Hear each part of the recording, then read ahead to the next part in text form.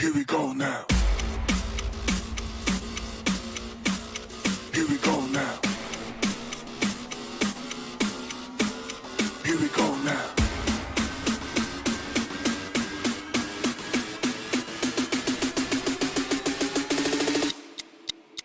Here we go now.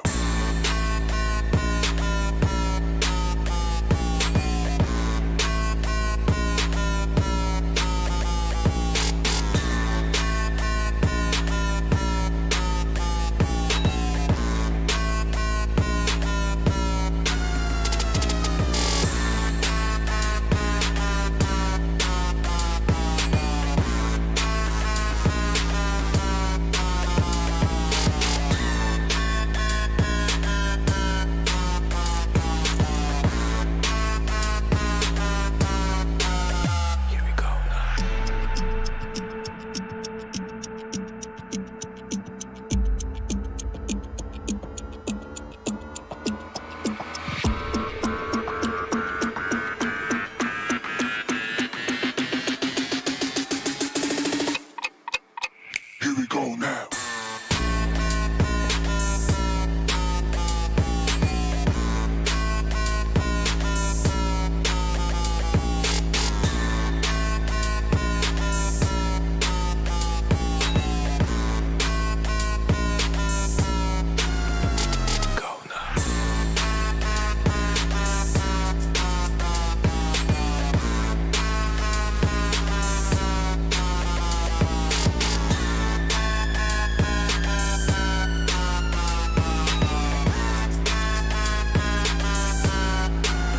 Here we go now.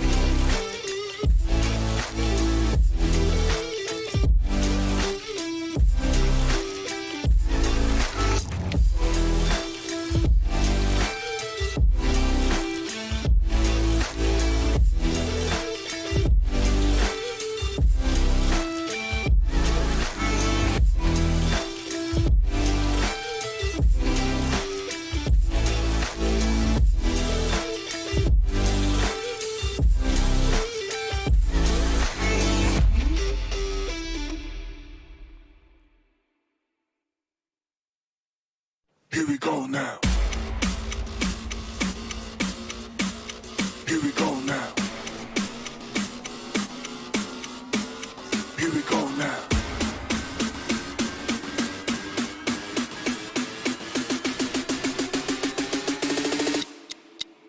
Here we go now.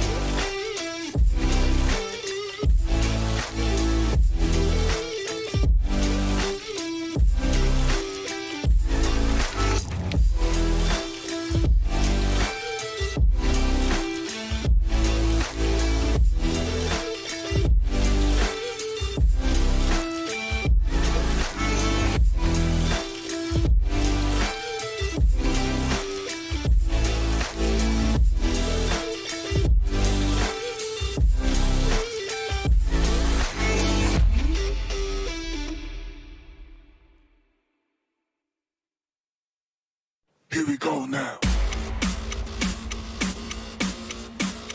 Here we go now. Here we go now.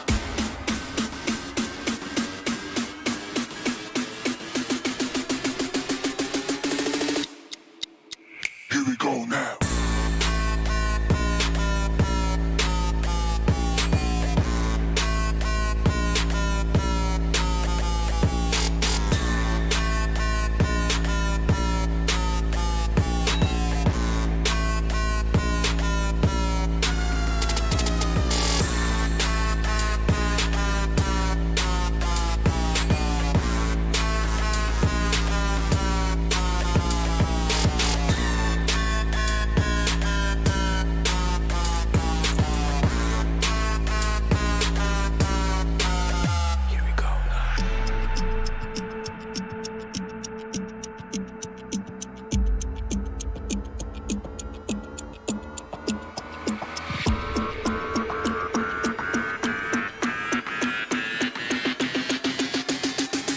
Here we go now.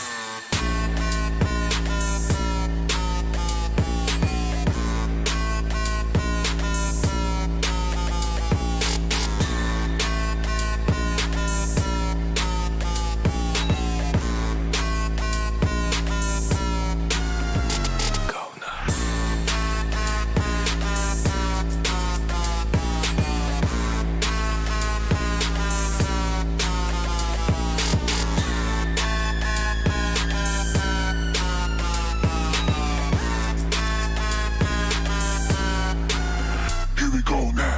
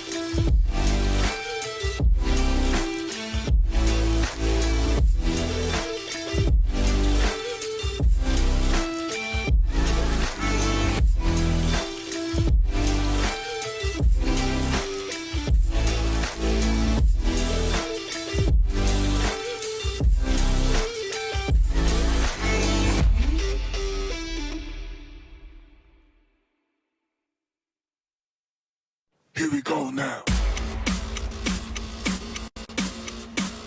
Here we go now. Here we go now.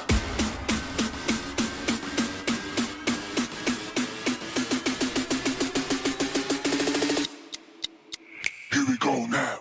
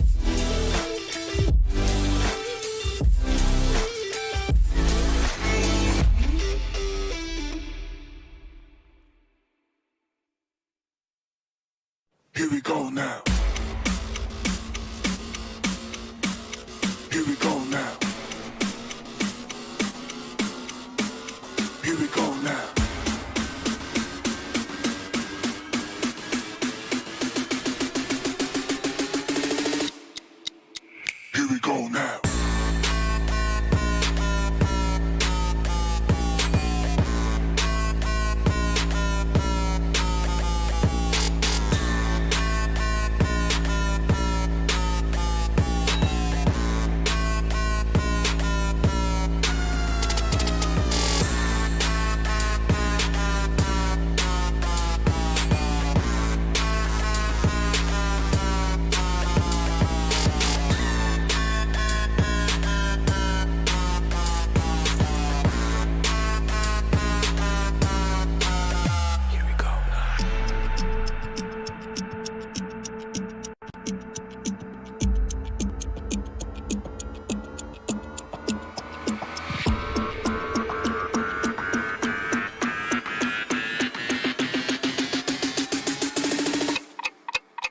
Here we go now.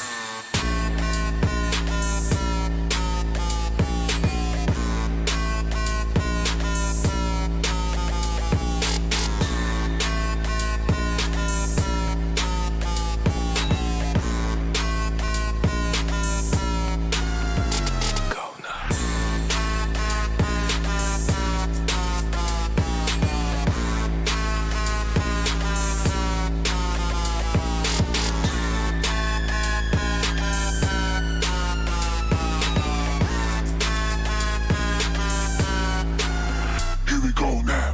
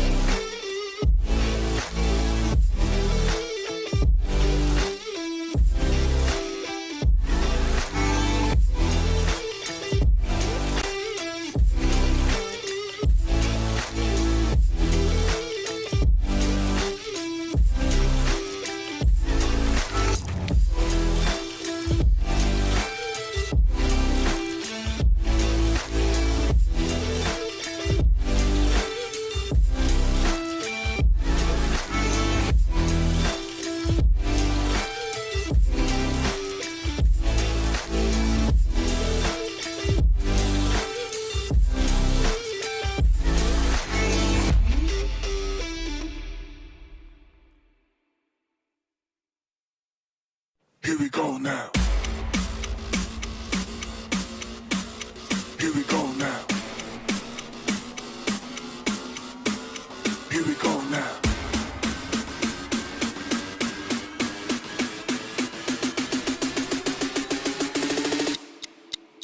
Here we go now.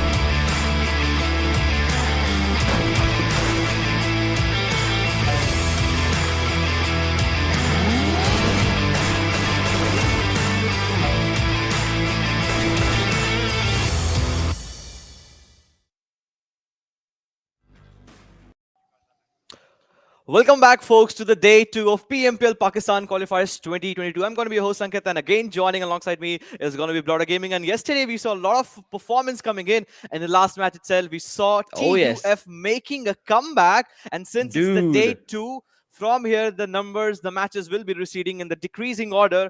What are your expectations? And we will be starting things off today with the OG map. But before we're starting, let the viewers know it is going to be 20 teams divided in five different groups A, B, C, D, and E, and only top 17 will be going to the upcoming PMPL border. Absolutely, mate. And again, I mean, you talk about expectations. Expectations were definitely realized from the side of Team TUF yesterday as they came down to their final game with Hmm. Edgar and everybody just completely abysmal performance which was showcased from their side. Not only a chicken dinner, but a high fragging chicken dinner is what they were showcasing to the entirety of the lobby. So TUF definitely is back, but this is the day. Day number two is the day where we start counting down, right? Because as you had Yeah. perfectly mentioned yesterday as well, we've got 8 matches remaining for each and Hmm. every individual team. In total, we've got 10 matches, 5 today, 5 tomorrow. So it is going to be a countdown as to which teams are going to be the ones that will move on forth. But again, there's a big leeway because you Yeah. talk about the points. There's a big, or rather, I should say, not a big difference between the points that we're looking at. Definitely. But let's have a quick look at the point structure. The chicken dinner winning team gets 15 for the first, 12 for the second, keeps decreasing down, pretty much the same for the last 3 years or so. Elimination point is where we stick at. And if you remember yesterday, there were, I guess, two games in which Magnus Esports secured, I guess, one in one match they secured 10 and 9 points, and one in 12, and 90% of it came from the elimination point. And that completely True. shows certain teams' mindset, what they are thinking about, how they are approaching in this lobby. And I guess if they are pretty much capable enough to take down the players, they should be capable enough, and they have the caliber to put it down, to find themselves higher in the point structure. And with that being said, we'll move towards the squad roster. Starting things off, Group A, we have Team QWERTY lined up for you, and we'll get to see a lot of teams in the same frame. Absolutely. As we move on along towards Group A, we are looking at Team QWERTY, 52X Rage Esports, TmW, a team that definitely needs to, well, showcase a comeback basically today on day number two. As we move on through towards Group B, we've got Regicide, who've had a phenomenal day number one. And along with that, we've got Quantum Rage, who got the first chicken dinner as we started the day off yesterday, along with Team H2E and 4VTFD. That's going to be part of Group B as we move on through. We've been introduced to 8 teams, but as Ankit did mention, we've got 20 teams in total divided in 5 groups. Oh yes, and yesterday performance, Team H2E, they really have to just get their races up for today's gameplay. Moving on True. along, we have Group C, the first team, Magnus Esports, the team that I'll have my complete eye set upon. Yes, they have the point for now. That will be easy for them to step up and go to the upcoming PMPL. But what a performance! Thor, Edgar, Abdullah, Virus, we have been constantly kept asking in the last match. We kept asking them that which team are gonna be the one. TUF came out of nowhere and they did it in style. Oh, yes, they definitely did. And they definitely deserved that comeback because that team has been so very synergistic amongst themselves. As we move on through towards Group D, we're looking at Quraysh Esports, North Esports, the Grounders, as well as MetershotxSKY Esports. And now this group, Group number D. Now, Group D has NES in there, and now NES today they have to showcase a comeback story for themselves. As we move on to final group, that's going to be Group E, we've got Freestyle, IV Sports, 3X Esports, as well as Team Envy. Now, Freestyle had a miraculous day number one. I mean, when the day started off, they had a slow start, but as the day ended, they were looking pretty comfortable. Absolutely no problem whatsoever at all. And as I was mentioning earlier as well, when it comes down to those points, the points are still going to be favoring so many of these teams because there's not a big difference between being a part of that top 17. Oh, definitely. Not a lot of difference. As you just perfectly mentioned, 64 for Team QWERTY and at the 7th position, TUF. Yes, there is a bit of difference between 1st and 7th, but if you come down from 2nd to 3rd to 4th and 5th, it's at the even side.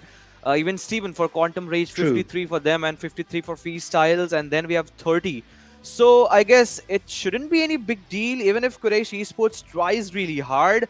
And somewhere down the line, if they get at least two big game means 20-pointer one and 25-pointer, 22-pointer another. I know I am asking more for their side, but if that happens, they might be the one, or any team from 6 to 10 to 11. We'll get to see from 11 to 20 if the pages shifts. There's not a lot of difference. If one or two match gets in their way in a proper ample amount of finish point, they can easily overtake at least teams that are standing on the third and fourth position. There is no two ways out about that. Absolutely, dude. I completely agree. Because again, I mean, you're talking about one or two games. I bring it down to just one game. You look at TUF, the way they were playing yesterday, all the first four games that were played, I mean, or rather, for their side, the three games that they played were not working out for them whatsoever at all. And in the final game of the day that was played on Erangel, TUF just completely outshone the entire lobby and moved all the way to that seventh position and got a wonderful chicken dinner alongside that with an 11 elimination point game. So that definitely worked in that favor. So what I would say is that one good game is all these teams need. And now looking at down towards the top 17, we're looking at 17th position that's been taken over by North Esports with 12 points. 2 points shy is going to be TMW. And this team, look at the way they have eliminated their opponents. I mean, they've got 10 elimination points, but zero placement points. And that is something that TMW, if starts working towards today, well, they can have a comeback story for sure. Definitely, they'll have a sure shot comeback story. I just wish them good luck for their side. But what we have on the screens, we have head-to-head between Freestyles and Quantum Rage. So let's have a quick conversation about it. 4,000 damage dealt by Quantum Rage, and why do we have this head-to-head? Because both teams stand on second and third with the same point tallied at 53, and we can get to see Freestyles even surpassing Quantum Rage, guess in terms of the damage dealt by just 600. Damage received is also more, so that completely shows Freestyle has been in the mix of a lot of fight, and that completely shows the number of elimination they have got 27. 19 minute 8 second is where that shows that why Freestyle is a bit behind Quantum Rage, because Quantum Rage has specifically find themselves in a lot of placement points, a huge chunk of placement points, and opposite goes for Freestyle. They have gotten a lot of elimination for their side and placement point in terms of Quantum Rage, and that shows the difference between all these two teams, Blotter. Definitely does. And as we move on through with that same conversation, we've got the head to head between the players now, where we do have FS Malik chiming in along from the side of Freestyle, and from the side of QWERTY, we've got Gravity. Now, look at the difference between these two players. Damage received for the side of Malik is only 707, but the eliminations that he's been able to confirm is 16, off of which, of course, we did see that 10 elimination game play that was showcased on the map of Miramar yesterday was all thanks to Malik, because that is the game that brought back FS into the storyline basically. And as we move on through with the same conversation towards QWERTY, a decent approach is what I can say from the side of QWERTY, and Gravity, of course, is the man who's chiming in along with 10 elimination and 10 knockouts. So definitely on point, based on the 19 seconds of average survival time. Well, definitely we can say one thing, which is going to be the fact that well, Gravity has been so very precise, because he's been able to eliminate every single person who's come into his crosshair. Oh yes, definitely, as you perfectly mentioned. But let's have a quick look at the schedule. Day 2. Today we start the day with the OG map, Erangel. Oh yes. And it is going to be played for once. Yesterday, if you remember, Sanhok was just played for once. It's the day where we'll alter a lot between Sanhok, Miramar. But the day starts with Erangel. So a lot of Sanhok today. Miramar, as you just talked about yesterday, one went in the favor of team QWERTY. They really played it to perfection, and the last Miramar was also really good for freestyles as well. And since again there we have two Miramar for today, I'm really expecting that a lot of teams that have performed in the Miramar's gameplay yesterday, I really want some other team to step up. And if we talk about some other team, the team that have been on the bottom half of the chart from 18, 19, 20, TmwEsports, yes, they were in the fight. If you remember, TmW were in a lot of fight yesterday. In one match, if you remember, they had 8 elimination. They just got eliminated without any placement point. They really have to work upon it, because from now onwards, if you get towards all these matches, just the 8 matches left, and in that, today each and every team will be trying really hard. But the call has been already made. We'll be straight away jumping into the very first map of Erangel, and there we have it. Military base and all these qualifiers there is a different love affair going in. I want a military base circle. Dude, let's see if that is going to be provided from the side of PUBG Gods or not today. Because Oh as yeah. we start the day off, we are looking at the flight path being majorly favored towards the western front of this map of Erangel, where we start off from the military base but going towards the side of hospital. So, majorly, like I said, favoring the western fronts. And of course, when you talk about well, Stalberg, Severny, Yasnaya, that's going to be a little bit of a tough luck situation for the side of these teams. But once again, I mean, these teams have been playing the game for such a long time. They do know how to make that rotation. And when you've got a flight path like this, you can very well almost 90% say for sure that when it comes down to the zone is going to be up north and it's going to be moving away to give that sort of an X factor to these teams. The comfort zone that's on the Mhm. west is going to be taken away from them because the zone is going to be on the east. At least that's what I am predicting. But let's see if that'll be the case. Or maybe, Ankit, PUBG gods are going to be favoring you and bring Let's us just see. down to the military base zone altogether itself. Well, we'll see to it. We'll see to it once we get the circle. But no up noise where my eyes are constantly stricting upon. We had a Oh, fight yes. yesterday where we just got to see a team getting eliminated, but there we have it. The gods have been listening to you a lot. I guess I need to pray them from now onwards. But we get to see a lot of cluster developing on the western side. TG is the team that now today. So now different stat. Yesterday, if you remember, Primos, they were nowhere apart from and away from Primos. So today in this only Wrangle teams are getting in some different nick of time, but there we have it. The first knock has been made from the sides of Uh-oh. XGeneration, Uh-oh. and right from the bat go. In yesterday's gameplay itself, the Oh, grounders were everywhere, but JD was just not able to uh, just crush out this player. This time he will be eventually, and there we have it. The first finish secured, and there we have it. One more going in, Adnan from the sides of HR. So today's Erangel, I guess it is going to be pretty much adventurous.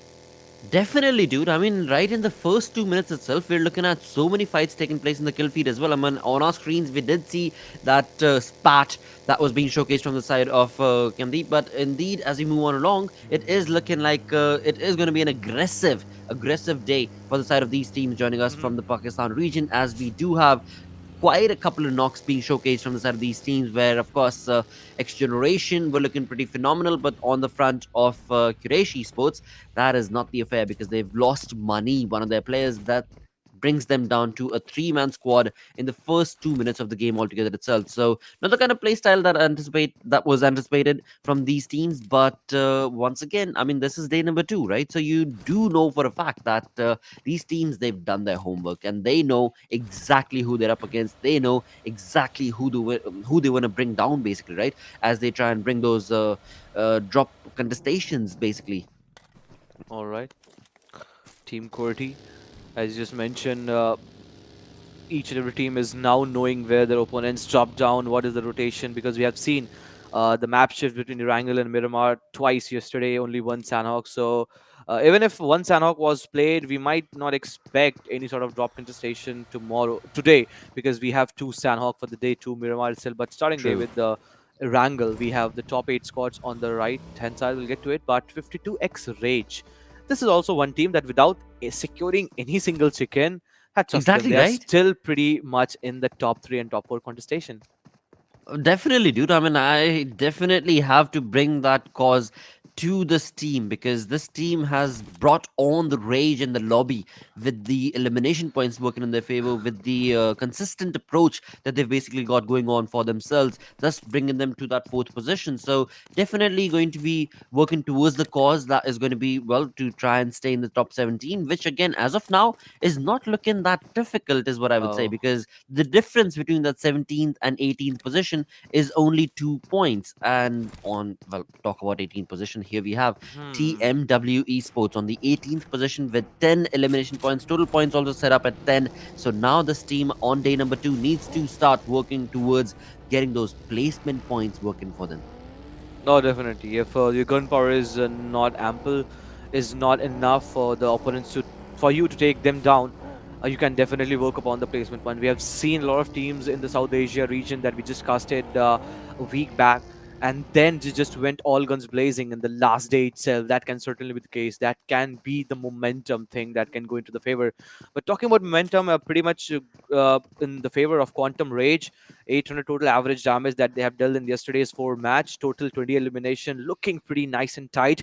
53 total points, just I guess few points shy away from where QWERTY stands at the very first position. Today there can be a day where Quantum Rage can just seal the deal with the standing them at the top position. But this has all been the conversation about the top teams. We need to talk a lot about the dark horses. And why I'm calling the dark horses, because I want these teams to rise up and shine to be the best in the region of the Pakistan. We had H2E on our TV screens. We just saw how low they are still in the top 20, pretty much struggling on the bottom of the chart, and so has been for the case of for VTFD. So you'll be seeing from my side that I'll be rooting for all these teams from 12 to 13 to 14, be it H2E, 3X, NV, the Grounders. I don't really know how Grounders are anyhow managing themselves to go and settle themselves under so much of the bottom of True. the chart. They have been getting a lot of fights, but still on the 14th and 15th position. Not the case, not the way we actually like to be them at their place.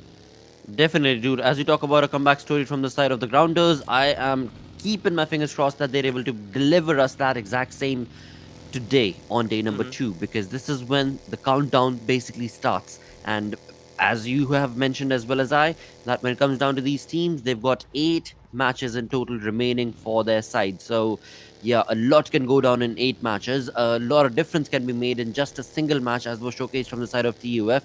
On the other front, as we move on through with our screens, which is going to be Team HR, that's going to be Hellraiser.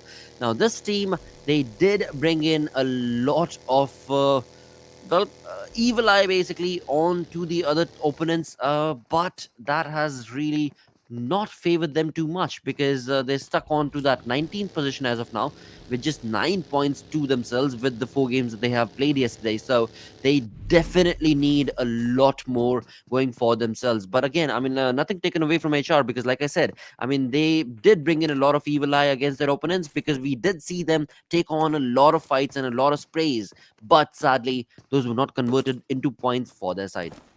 Oh, definitely. A lot of finish point and just not getting it converted into finish point. Just the knocks, just the damage registered under the name, and we just perfectly saw it in that bottom half of the screen where the stats were being flow down from the observer side. But hold on, True. we are heading towards a fight between Romeo's team, and that is of Quraysh, up against the Reggie side. Reggie side has been looking pretty good till now, and now the fight is going in the area of Milta. So I'm expecting this circle, maybe the Igels are predicting to be in the area of Milta. By the looks of it, the Lal has been completely bled off. That means only 2 players, Sardarji and one more is still there, and Sardarji brings knock onto the face of Insane, but the Ooh. trade has been made. And since it's all pretty much done for Quraysh Esports, one player won't be coming in to save the player. Romeo Whitey has no option other than to shy away from all these fights.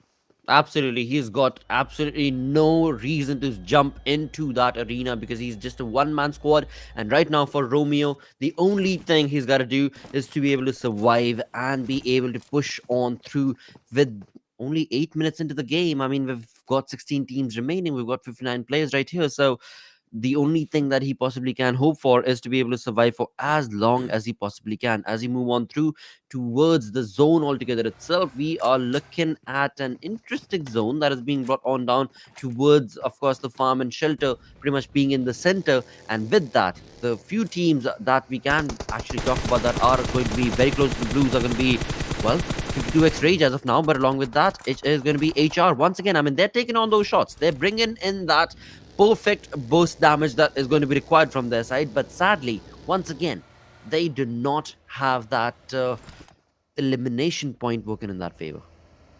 Oh, definitely. But it's just the early half of the game, just the 9 minute 30 second into the game. I hope they will be able to convert all these burst damage, this damage in form of knock, and then getting a lot of elimination. 16 teams, 59 players still surviving the circle as it just constricted. I'm expecting a lot of fights, maybe going around Milta and Farm.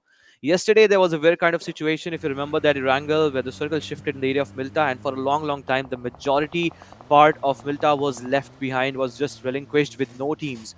finding themselves in the vicinity. But as we just get to see, it's North Esports making a rotation close by where we can get to see in the backdrop. We had QWERTY, and in the kill feed, TUF is constantly featuring themselves on the left-hand side. That means they are getting the finish point racked up in their name.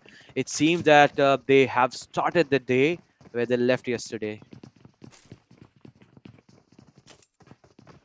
And as we just move on, we have Abdullah on our TV screens from the sides of TUF. Up against to the side of Team Star, we have Emerge on our TV screens, and God Fury just got finished in a whisker. They are holding the southern side of school, Oh yes. maybe expecting the shift. If there is a hard shift towards the area of school, this is really a good place to play around. You have got a couple of parallel ridges, but you need to be making sure, because there is a big hill on the back end side, and if you're backstabbed, you are in no position. You are just be the one that will be getting a lot of bamboozling point from different direction, and seems like TUF are in all mood to take the fight from all around. A minute back, it was Team Star, and now it seems that they are trying to cut upon the rotation of the Magnus Esports team. Well, well, well, that is interesting showcase from the side of Magnus as they have moved away from a fight. On the other front, talking about a different approach altogether being showcased, it is going to be TmW that was just in our vicinity that has taken on a few shots against the players of Hellraisers. So, an interesting approach once again being showcased from the side of TmW. But today is the day, the deciding day for the side of TmW, because they need to bring their game up on the other front. As we talk about bringing the game up, I mean, we've definitely seen TUF up their game quite a chunk yesterday in the final game with Edgar, Virus, Abdullah. I mean, all of them just coming in together and bringing in a banger of a performance and all the way into the top 10.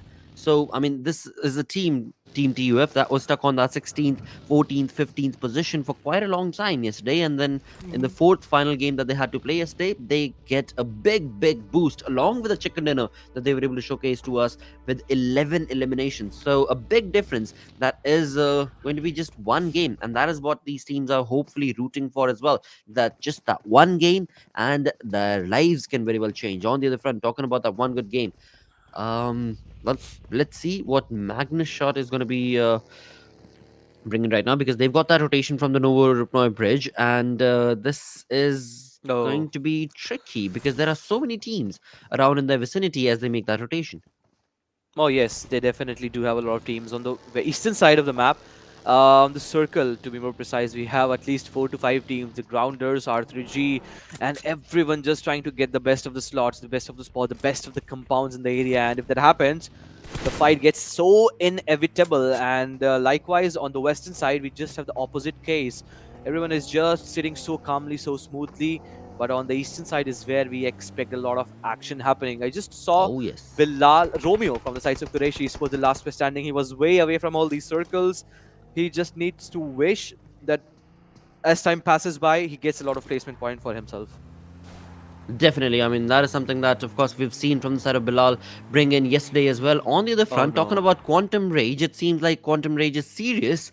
Well, he's stuck in a quantum flux altogether, because he did see that little boulder, but definitely decided to just try and get his vehicle through it. I mean, it's not a quantum flux that is going to be able to do it, but nevertheless, never mind all that science talk. It is in the end going to be his vehicle getting a little stuck. On the other front is going to be North Esports, that's going to be very close into the vicinity, where indeed North Esports is going to be a team that we do need to see a comeback story from. On the other front, it is going to be Magnus coming into the kill feed, taking on shots against the players and bring in a knock against HR. Oh yes, the knock is there. I hope, I wish. By the looks of it, seems that yes, finish will also be there, and there we have it. Kronos getting blown away with the buggy. Oh Magnus man. Esports looking pretty strong. They that they dodged the fight against the team that we just saw 5 minutes back. That was against TUF, but as soon as they try to make a push all around the circle, they're just trying to find a better of compound from their sides. There we have it. North Esports in pretty much now they are not sandwiched until and unless from both the side. From front end, it is going to be TmW. From the back end side, it's Quantum Rage that can just pick him down. There we have it. Khan with a well precise cook grenade onto the face of it, and Snaker seemed like had no clue from where the grenade landed onto his head. Absolutely. That leaves HR with just one man surviving, if I math is correct. On the other front, from the side of TMW, they get that one and first elimination point working in that team's favor. So, definitely, once again, I mean, we've talked about this earlier as well. From the side of TMW Esports, the one thing that works in their favor is the aggression, but they need to try and sustain that aggression to be able to work towards those placement points as well as the day progresses on today. Right now, they've got one elimination point working absolutely pristine in that team's favor. With that, as we move on through to the map, we do have a little bit of a shift maybe happening. What do you think, Ankit? I mean, I would love to see a southern shift Southern City. from Yeah, exactly. right there. We go, dude. That's That what is happened. exactly what makes things that much more trippier right here. Because there was a reason, there's still a reason H2E is going for that split, and I really wanted the split to get executed. And just because the circle is there favoring their side, the shoreline area of what Red is has actually captured for himself. Yes, now Hacker and rest of the players will be congregating all along, but what about the rest of the team from the northern side? They will be all in all just try to make a push all around, and in doing so, it is a lot of player that is just falling down. R3G Voltros going down, Khan from the sides of QWERTY, and TUF again featuring up in the left hand side of the kill feed, of the elimination feed. And there we have it, Oh the no. retaliation coming in from the sides of Team QWERTY. Absolutely, dude, and I'm not liking the fact that it is TUF in their crosshairs, where indeed TUF was the team that was making a comeback, but it is going to be the first elimination. So we're down to 15 teams. Team QWERTY looking pretty confident and comfortable as they bring that domination streak against the players of TUF with that perfectly set up nade from the side of Anaconda. It is Oh. definitely going to be bringing in a lot of damage towards What? Virus and Edgar, and definitely not going to be, Oh, or rather, it is definitely going to be confirming an elimination for the side, because I thought the previous nade should have done the trick, but somehow it missed its mark, but not for long because Anaconda was right around the corner. and there we have it. One grenade into the shack, misses the mark. But I was really not able to actually sense why the player from the sides of TUF sat on the backside of Buggy, because there was no smoke altogether, and the QWERTY had a real shy on him, True. had the crosshair set upon onto his head. But if you have the utilities working in your favor, why to take all these shots? You need to save your ammo for the last half of the game. But there we have it, just the 14 teams, and all of a sudden, when this fourth circle made a shift, we see a lot of fight all together. XGeneration again going down, and they have been pretty much down and out, but still in the fight. HR becomes the third team to bid goodbye in this match with 52x range faster, getting a lot of finish point onto the name. It is again X Generation, I guess, just the two players standing on the face of it. Magnus Esports, yes, they are taking the fight, but they need to make sure that they don't overextend. If they do, we have Magnus Esports to take care of them.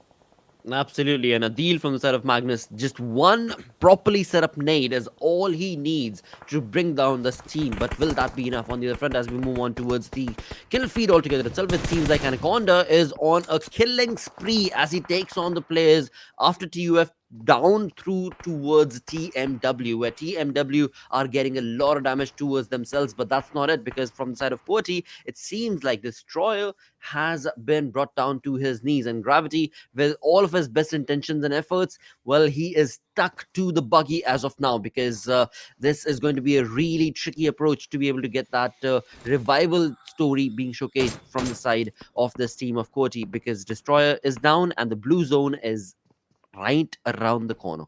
Yeah, that is completely eating up, and with Magnus coming up into the fight, it is all looking good. Eesh. But there we have it, Gravity with the all-important knock, and the revival is still in the frame. It's still an incomplete story, but I hope that gets completed with 52x rage. Hearing all these shots, they know that they need to gatekeep the situation. They are doing it pretty quickly. They are doing it pretty well. But with the flank that is Anaconda trying to do and the circle shifting away, 52 rage, either if they finish up the fight pretty quick or they disengage. Else they won't be able to find a good position in the circle that has already shifted away from their side. Absolutely. I mean, they're trying to gatekeep the situation, even though they're Mhm. not in the zone altogether itself. I mean, they do know that there are teams right around their vicinity, right around their compound, but they themselves do not have the comfort of the zone. And that, again, I mean, as soon as you pointed it out, it seems like 52 X-Rays, they've decided to actually go into the comfort of the zone, and they are going to be moving away from this from this entire situation, basically, against the side of Team QWERTY. But Team QWERTY, sadly, do have a lot of elimination points. That's not sad, but the fact is that they've brought themselves down a down to a two-man army. So that's going to be a tough luck situation for the side of Team QWERTY as they push on along in this 12-team affair. Oh And no. look at that zone, dude. H2E, you pointed it out. They're looking magnificent in the way they're approaching the zone. I don't really know. It just felt like the circle should shift around because they were really trying hard to get the positioning working for themselves. And if someone like H2E is actually working this hard to get the positioning right, there is no reason the circle should tilt away from their side. And there we have it. 3 players still alive. But surprisingly, they are still not able to get at least one finish point racked up in the name. They are just allowing a lot of team to pass through by. True. The spray are going in, but still not pretty much connecting in their side. And then finally, we have Hacker getting that important knock. And 4V TFD are completely pinned down. I guess a couple of grenade can just do the business for these sides. Absolutely, mate. But on the other front, I mean, as you talk about that waterfront, right? We've got two players. We've got Khatir as well as, of course, another player chiming in along, and that is going to be in a minute going to be showcased, hopefully. But here we go, Romeo YT, the one player that I was talking about. It seems like has been caught off guard from the side of H2E Dread, and he is going to be bringing in those elimination points for himself. But is this going to be the story that H2E were hoping for, or is this game going to be taken away from them? I expect a couple of grenades. That is all I say. Don't let F2D survive under your nose. If you do, they can be the probable reason for your demise because they are still 4 men standing. I'm talking about True. 4 BTFD. And all the finish point that could have gone into the name of, I guess, H2E, it's been secured by TFD. Definitely, for now, it looks like a very good story for the side of TFD because the positioning that they find themselves in, they have a lot of information. They are utilizing that information to be able to confirm the elimination points for themselves. And as you move on through towards 2x Rage, I mean, that team is also looking banana right here because they are getting a lot of elimination points for themselves. So as of now, even though we're talking about H2E being in a really good, comfortable position with hopefully a lot of information, sadly, the elimination point is not working in this team's favor. And as I was mentioning, 52x Rage, look at that. They got a 3-man army with 5 elimination points. We've got the Grounders as well, who are looking pretty comfortable with the 4-man squad along with the 4 elimination points. But as you perfectly mentioned, I mean, TFD, 4v TFD, they are in a pristine position as of now. And as we look onto the mini map, that is the team that is in the blue, and that is a team that is looking very comfortable in the center of the zone right now. Many tap shots connecting onto the head of H2E's player, and that goes down. That means the Grounders have a real good chance if they make a good smoke wall right through where they need to travel. That's going to be an outlandish thing if you talk about it. But since Shaftar was trying to make a move, they expected that H2A can just go passive because they just secured the knock onto the face of H2E. But that is certainly not the case. The Grounders really are having a tough time because it is, I guess, 30 to 35 meter to maybe 40 meter. They need to make a move into zone, and they have no ridge to play with. All they can do is just to swim around in these water bodies where H2 is just waiting as the fisherman. Absolutely, dude. And along with that, I mean, I am trying to find where the second player of XGeneration is. I mean, we've got Thug in the waterways. Along with that, Magnus Esports bringing in a lot of damage, but it is going to be Mom2 who's going to be brought down to his knees. And not only knees, but getting eliminated altogether as well, because it is the Grounders who seem to have taken a charge in this fight. And the Grounders, sadly, even though they decided to go on the water, they gave all the information down towards the players of TFD, and that is the reason why they are down to a 2-man squad. 2 players that moved on into the water have been knocked in. This is not looking good. But once again, as you perfectly mentioned earlier, Ankit, TFD, I mean, they are utilizing their position so wisely like H2E was supposed to, but sadly H2E is not standing up to it. Seems like H2E has no clue what they need to do. Yes, they had the good position working in the favor, but they have no clue whatsoever. But there we have it. TFD, they have clear sign of indication why they are right here. And now it seems like the bell has been rung into the mind of H2A. They are just trying to throw up the grenade. They know there's certain players under the water. But Khatir, I guess he has got certain part of land working in his favor. And that's the reason Khatir is just trying to steal the kill. Dread goes down and all of a sudden Khatir's one more knock. And that is something that I really don't expect for these sides. Dude, H2E, what are Oh, you no. doing? Everything working in your favor and still you let the Exactly. game get away from you. I mean, TFD, they are in such a blank point situation right here against H2E. If the utilities from H2E were brought on down towards the side of 4v TFD, this would have been an elimination, a squad wipe for the side of H2E. But sadly, that's not the case because H2E have been brought down to a 3-man squad where Hacker finally has been given the revival. But Katir is still surviving right around the vicinity on the other front. As we move on through, let's see whose game this is going to be, because if we talk about the numbers advantage, well, 4v TFT is definitely going to be leading that chart. Oh, definitely. 6 eliminations. And all these eliminations should have gone in the name of the team of H2, but there we have it finally. Magnus Seriously. Esports popping up their numbers. 52x Rage have no option but to get a lot of sounds, but a lot of bullets hounded from different directions. Rage is the last best standing. He can at no point give the revival, and he's already on the crosshair of Adil. If Adil blows up that vehicle, the McLaren, I guess that can be pretty much the case for Zen, as now Blue will also be eating up from the backhand side. But anyhow, H2E has been able to get all the revivals done. I would love to see from now onward how H2E will be aggressing and approaching to all these fights, because the circle, by the looks of it, has shifted away, and the top positioning for which H2E has been proud of for the last 20 to 22 minutes is now away for themselves. So now they have to anyhow take the fight and eliminate 4 VTFD. If they don't, I guess they will be on a losing trot.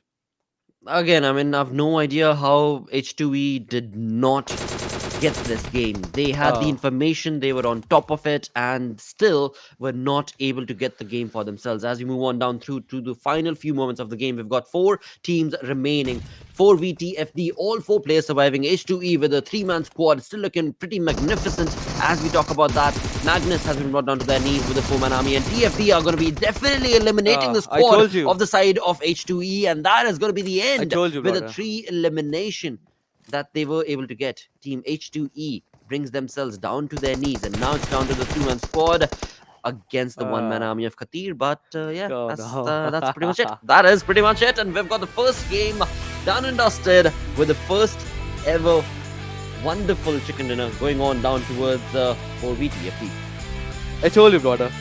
15 minutes back, I told you if H2E is not able to take down TFD, that can be pretty much the Seriously, reason dude. for their own demise. And they just made a trench in which they eventually submerged themselves under the water. And there we have it, 1471. Today is a day of comeback. From yesterday's last match to today's first match, there is a change in story in a way or the other, that Oh, yes, certain yes. teams from the bottom of the chart have started making a comeback, drawing the inspiration first from TUF. This time it's the time where we need to celebrate, because 4v are already in the top half of the chart. That means more fierce competition is what all we expect from today's gameplay.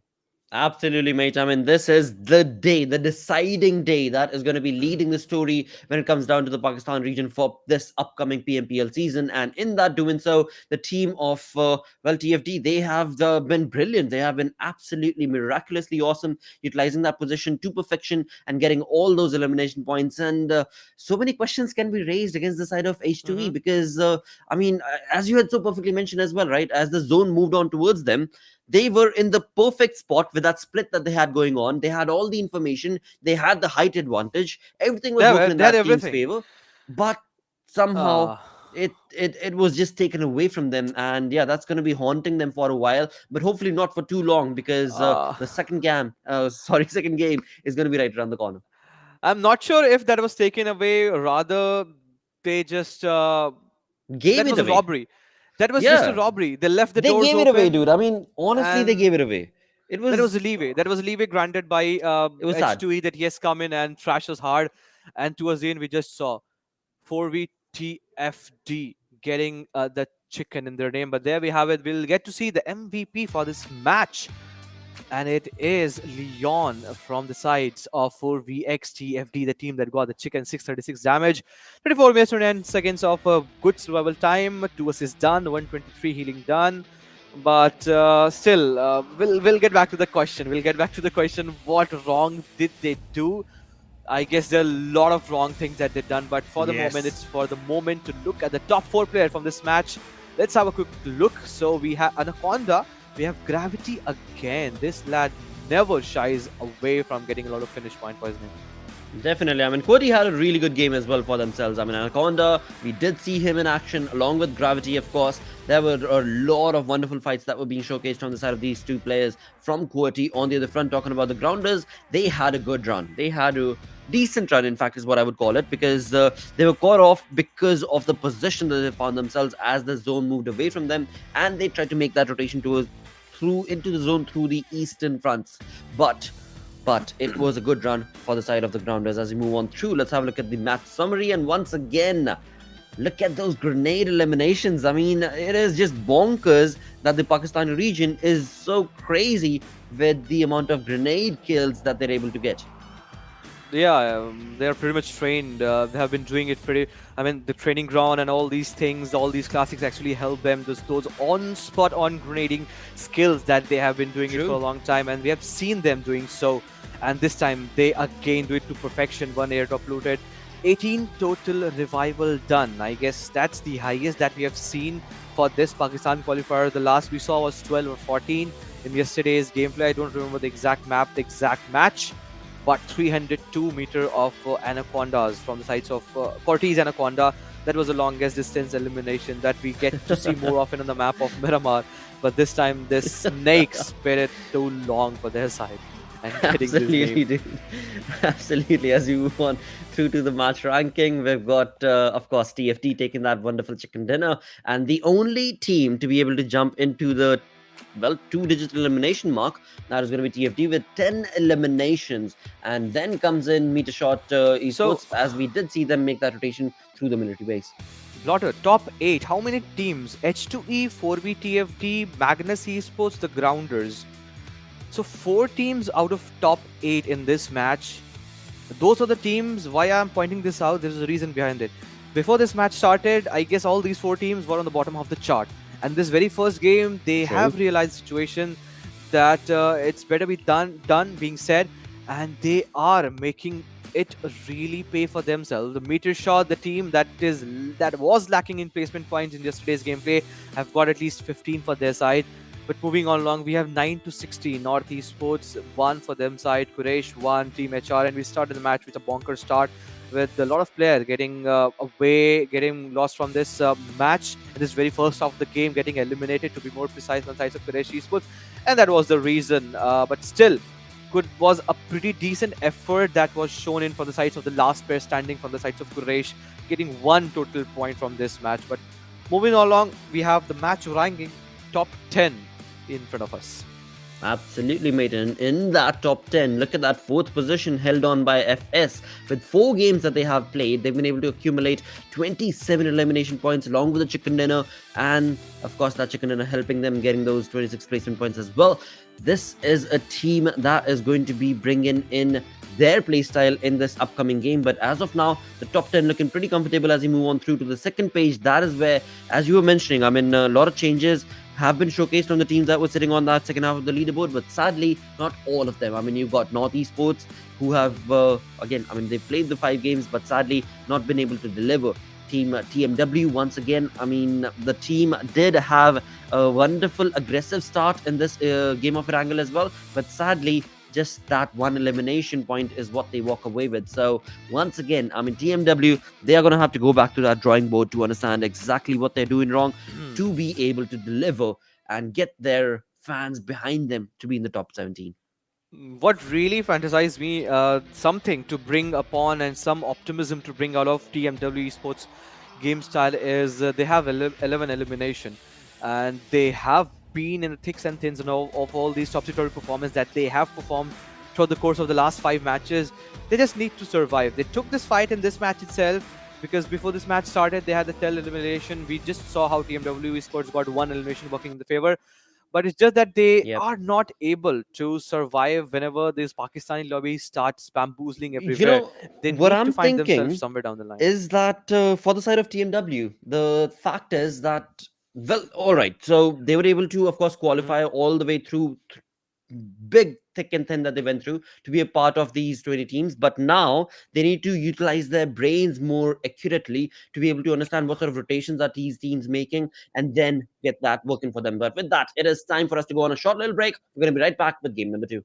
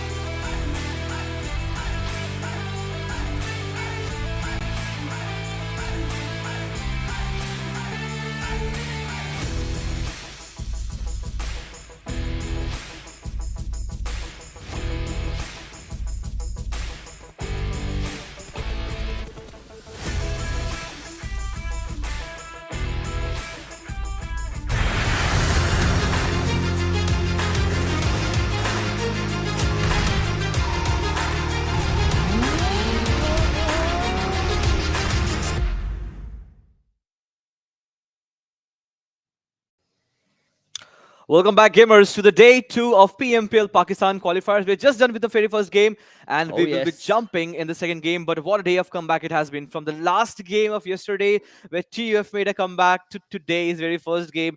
Things are changing in this PMPL Pakistan Qualifiers for sure, Blotter. Definitely, dude. I mean, this is looking really good. I mean, day number two, the way this has started off, it is going to be an exhilarating ride as we move on through to the end of the day and look at that overall storyboard, right? Because again, the difference between the points is not that much, and every single game, rather, every single chicken dinner that I'm looking at right now has been from a different team every single time. So I have no Yeah. idea what this day is going to be anticipated upon. Definitely, but they wrangled and a lot of high stakes are still upon the Sanhok and the Miramar because I don't really know. The masala has been already set upon with the True. Erangel and a lot of teams from the bottom half of the chart making a comeback. We just saw for VTFD. A lot of point has also been shared between Metershot and the Grounders, the team that was sitting, if you remember, the 16th, 14th, 15th position. I don't actually remember before this game started, but everyone is just getting under the groove. With Oh, yes. TUF, even with one chicken shifting on the second half of the chart, but nothing to worry about. The viewers that have just tuned in, top 17 will be moving out of all these 20 teams because they are battling it out, they are meetling it out for a 3-day affair. Yesterday it was the very first day, and each team here will be playing all in all 12 games, of which I guess certain teams have played 5, certain teams have played 4. First game, we already know A, B, C, and D plays. That means E misses out, and that's where Freestyles and EV Team NV through XGeneration we didn't see them playing. But with Group D getting out in the next game, where Quraysh, Grounders, Esports, and Metershot didn't play in the next game, I would really want how Freestyle again comes in, gets the domination back again, because I can already see a lot of table toppling performance happening in this very second day of the PMPL Pakistan Qualifiers. Absolutely, dude. So perfectly said by you. I mean, this is the day of comebacks, and this is exactly what is being showcased from Yeah. the entirety of the lobby, where they do want to be able to bring in that comeback story woken in that basic team's favor. But sadly, I mean, this first game that we Oh, saw, also, yes, oh, sorry for cutting you off. What wrong do you actually think? There was a lot of wrong things from H2E. right? If you I have was just to about to just point out. I was honestly point just it about to point out, out that when it comes down to H2E, I mean, we're talking about comeback stories. For the side of H2E, everything was working in that team's favor. I mean, the positioning of their of that entire team, the zone working in that team's favor, but sadly they were just not able to capitalize upon it. Let's see how the day is going to progress on for the side of H2E as we move on through towards the second game of the day. As so perfectly mentioned by you, FS is going to be chiming in along with Group E and D. Group D will not be playing. So we move on through towards match number 7, or rather game 2 of day number 2, where we are going to be jumping into the arena with Sanhok. Oh, definitely, and the call has already been made. Everyone is just seated up upon the C-130. This time, flying into the arena of Sanhok. Boot camp is pretty much visible, and whenever we see the flight, boot camp, even from far away, we can spot this city out. Oh, yes. Oh, you definitely can. Because again, when it comes down to boot camp, right, it is the place where you know fights are going to be taking place every single game you have on Sanhok. And that is something that, of course, is, well, it's almost like universal. It's going to happen. There's nothing that you can stop.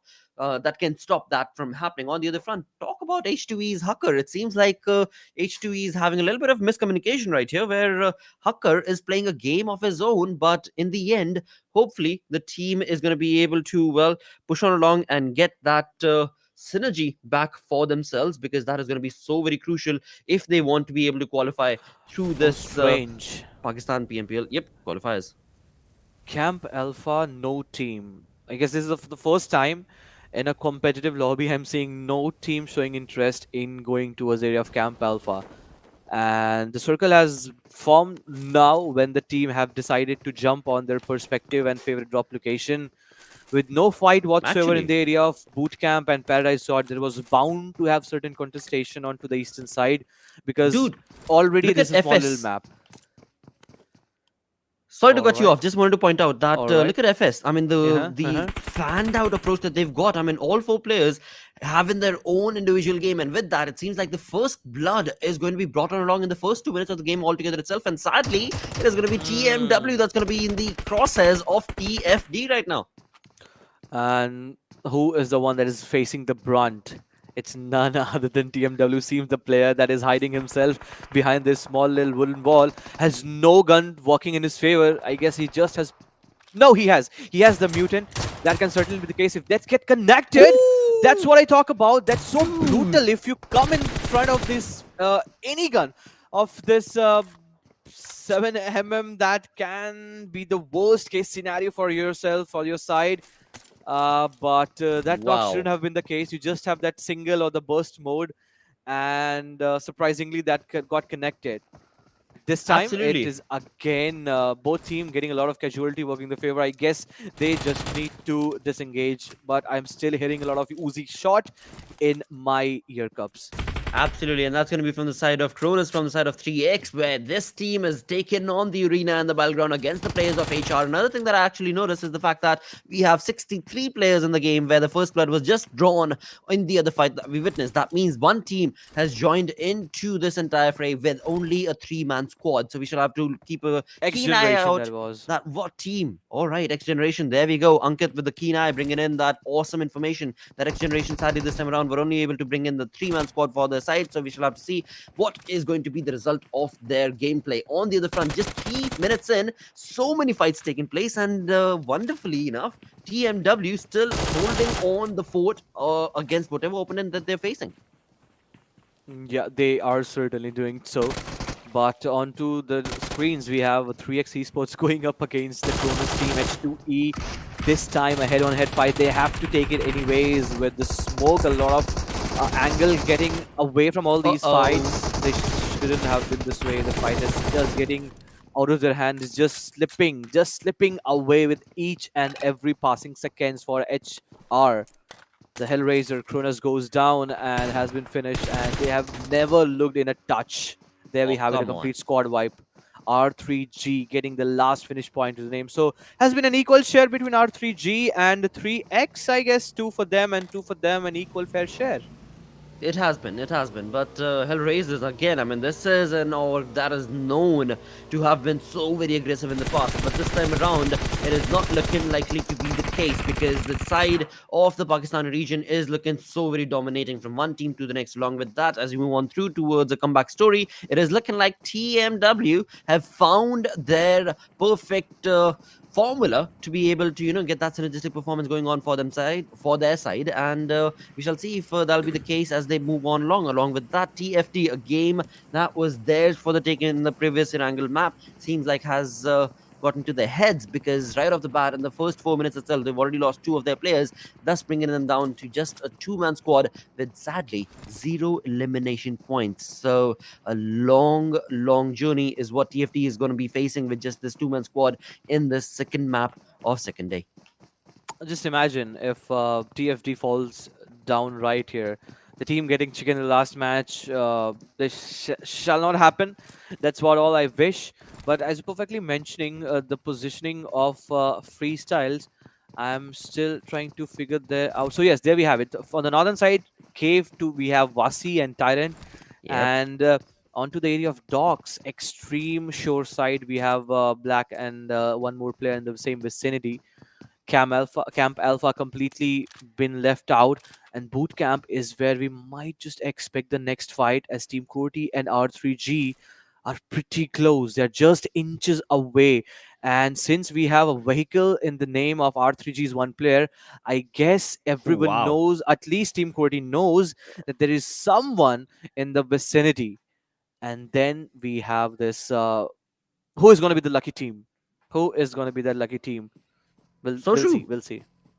I mean, the airdrops being so very close, yeah, the lucky team that was able to bring in that perfect, Oh well, no. information. But on the other front, I mean, talking Nocto, about come Team on. QWERTY, QWERTY is looking like a gem in this entire lobby. Mm. I'll tell you why. This fight is nowhere where R3G could have won. Since there are two vehicles under the name of R3G's two players, so we have at least 100 meter of sound sensors, at least 100 meter of sound sensor where we can get to hear the if certain players are actually trying to roam around the vehicle, and that gave an opening, and QWERTY were confirmed. And since they were confirmed, they had the complete option They had the approach of sneaking past all these grass, and since R3G just unaware of roaming around all these gardens, they have been punished. And you better be prepared if you are moving all around in this Sanhok with a vehicle. I guess they are lucky if they escape the death that is pretty much presumptuous in the face of it. Absolutely, and right now, Team QWERTY definitely trying to bring in that blow and confirm that, as you so perfectly mentioned, the information that they've been able to retain thanks to those sound cues are trying to get that elimination point working for themselves. And they've been able to, of course, get one elimination that is going to be in the name of Voltrux from the side of Regicide, but of course, that is not going to be enough because the game is well, it's all pointed down towards the battleground, and you want to be able to convert the battleground into your playing field, and that is what QWERTY is working towards on the front from the side of Regicide. They are taking it a step back, and they definitely should. I mean, they know exactly where the shots are coming in from. They're taking in the information, and now they are hopefully going to back off. I mean, it doesn't look likely because you look onto the mini map. The entire team of Regicide, they are pretty spread out. We've got Insane on our screens right now, who is keeping a keen eye out towards the side of Team QWERTY where the shots were being fired upon. But on the other front, his teammates, they are very well separated. So if at all one of the players goes down, because you look at the approach coming in from the side of Team QWERTY, once again, I mean, they're creating those flank angles and Mhm. they are just wanting to try and get those elimination points. And if Regicide is not careful enough, it seems like Team QWERTY could have the upper hand in this fight. Definitely, they can certainly have. They are creating the flank angle, and if that is not properly read by the team of Regicide, that's where they can get the demise. TUF pretty close to where the last two players standing, Dani and Vash. I can understand what they are going through.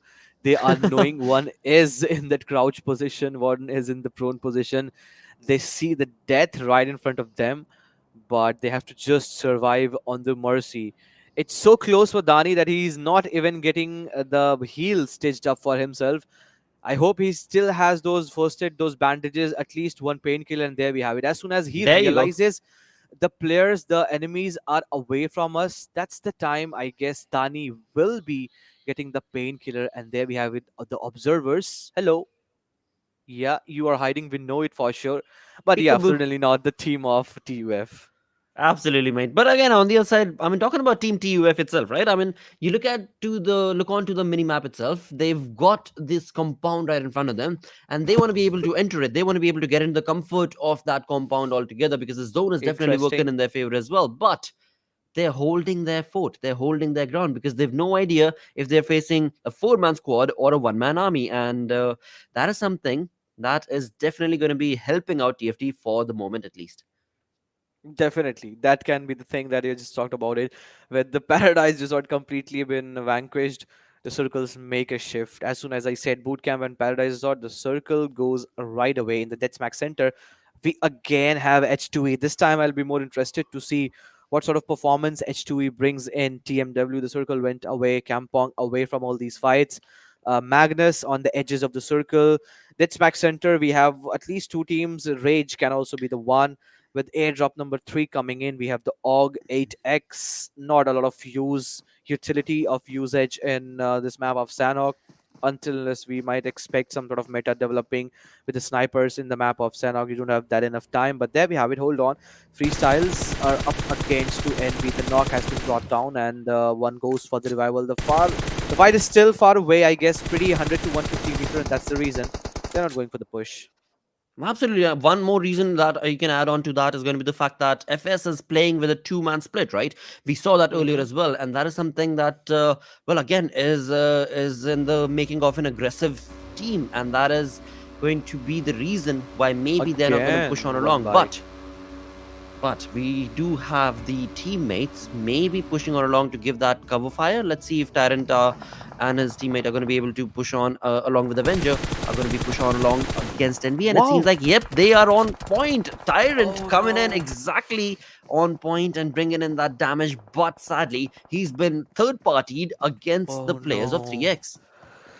That hurts. You just try to Yep. be too smart for your team, and you try to be at any point be so much helpful for you.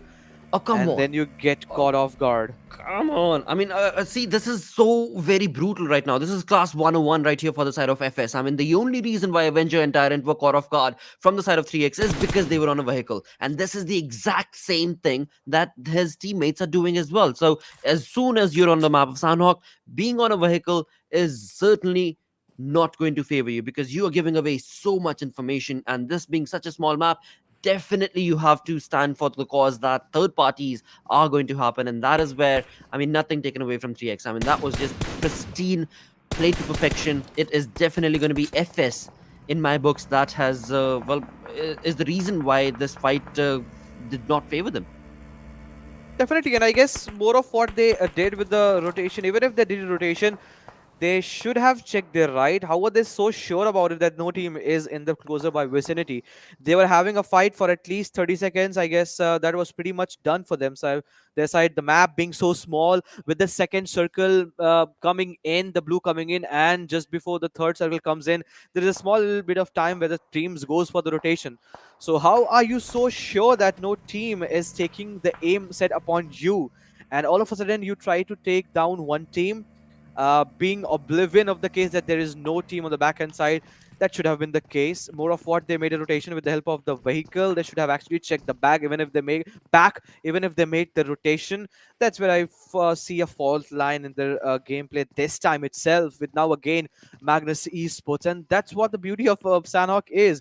You try to third party a situation, you get fourth party, multiple parties, whatever you talk about it. But with Tyrant going out of this match freestyle, this is the very first game where they are playing for today, and Sanhok, the start has not been to a flyer. And this is a pretty slow start. Last time we saw Sanhok, it went to, I guess, the 8th circle, 27 to 28 minutes. I True. guess we are pretty much to the same one. Absolutely. Looks like it. Definitely looks like it. I mean, right now, FS are definitely choosing to stay quiet. I mean, they've got the information on NV as well as the third party situation that happened with 3X, but they are hoping that, well, being quiet in this compound that has already been given away to their opponents is going to hopefully result in their favor. But as of now, we still do have 15 teams surviving 14 minutes into the map of Sanhok, and the Wow. zone is well, looking pretty Look at comfortable for QWERTY. these teams. Look at QWERTY. Look at QWERTY. I mean, Gravity destroyed on one side of the road. Anaconda and Khan, a complete four-man different split. And I guess apart from Gravity, there is no player from the side of QWERTY that is holding a compound. They're just holding the ridge. So they can all keep the situation for R3G. With Team Star making a longer rotation, with taking a longer route, with Star going up front, I can get to see Quantum Rage. They are also up against with a fight against Envy and on the southwestern side with 3x again third partying them. This is looking so bad for a lot of team on the southwestern side. Absolutely. For now, we do have those teams taking on quite a lot of damage onto themselves, and it is going to be the side of Envy that is not looking too good. Along with that, as we move on through, we do have towards the southern front the side of Magnus, who are also a little bit of a damage situation, is what they find themselves in. But hopefully, I mean, thankfully, in fact, I should say that there aren't many teams around in the vicinity. But let's see what sort of a shift is the zone going to be making, because any moment now the zone is going to be constricting, and that is when you see these teams that are at the edge of the zone, they are going to have to move on along, and as they do, the fights are definitely going to be brought on down to their face. With that, Oh TUF yeah. also in a little bit of a fight against the players of Ivy. Oh yes, on the eastern side, I guess, where they're actually positioned in the gray and the light blue markers is where they actually stand onto the southern side, southwestern side of Bhan. Everyone in the center line of circle, or at least on the edges, but I'm still liking the split. How is Team QWERTY going to be approaching them? It is circle, which I might expect goes onto the western side for the next shift. It is going to be a tough affair for a lot of team those who are trying to make a rotation with Envy, a Quantum Rage, and the Grounders, I guess, still surviving, still settling up with the truce in the closer by vicinity. Even if they are not trying to take up the fight. I'm just waiting the fight, which may explode at any moment between Quantum Rage and Envy, and at any point, certain teams can third party this situation. Well. We've got a snail pace performance being showcased from the side of these teams. We still have all 15 teams remaining as of now. Of course, we've only got one team eliminated, and of course, when you talk about taking on fights, well, they're taking their lovely time. I mean, 17 minutes into the game of Sanhok, and we still have 52 players. So definitely, they do know, these teams do know what is on the stake, what is on the line, and right here, it is going to be Quantum Rage trying to get the information against the players of Magnus, where Adil was caught on about, but it seemed like Sirius's approach is not going to be very serious about that because he has the information, but he's definitely not going to be retaliating. Why? That is only because of the audio cues that he's been able to achieve, which is going to be from the side of Envy, that is so very close to the vicinity of where Quantum Rage's entire team is set up at. Definitely, but I'm petrified at the position. Just imagine if QWERTY at any point decides to backstab Envy, or maybe Magnus tries to backstab Quantum Rage. That can just True. be pretty much done. With the circle shifting away from all these teams, now they have to either disengage, or even if they engage, they have to just rack up the fight and get it set. But looks of it seems like IQ is the one that is aggressing pretty slowly and quickly with the crouch going in. He is pruning down. He is being the slithery snake. He spotted on at least one player. We just got to see. He has got the audio cue of the other one. So at least two players' information is known by the sides of IQ. Now he needs all these things coming up into the fight. But there we have it. Khan going down by the sides of Envy. And now all those bombardments will come in from the sides of IQ and Quantum Rage. And there we have it with one grenade onto the face of Envy. This grenade will just miss the mark, but Envy is the one that is engaging in a multiple fight. Knowing the situation, they shouldn't have thrown any shot against Team QWERTY because they knew that Quantum Rage was a team that was pretty much close towards them, and now they have to face the Wrath. They definitely have to. I mean, this is where the team on the side of Quantum are going to be able to bring in those elimination points, working in that team's favor. On the other front, talking about Envy, I mean, yeah, they're pretty much stuck in a very thick rock because one side is going to be the side of Quantum. On the other front, of course, they are not looking good because the numbers advantage that they had a few minutes earlier has been taken away from them, where they have been brought down to their knees with just a two-man squad. And along with all of that, it is going to be thanks to Team Star that we've got a team on the 15th spot getting eliminated, and that's going to be none other than 4VTFD. So we've got a lot of teams actually. I mean, if you look onto the live chart right now onto the right hand side of our screens, we've got only a few select teams who've been able to accumulate those elimination points. Apart from that, a lot of teams sitting on to that big zero as far as those points are concerned.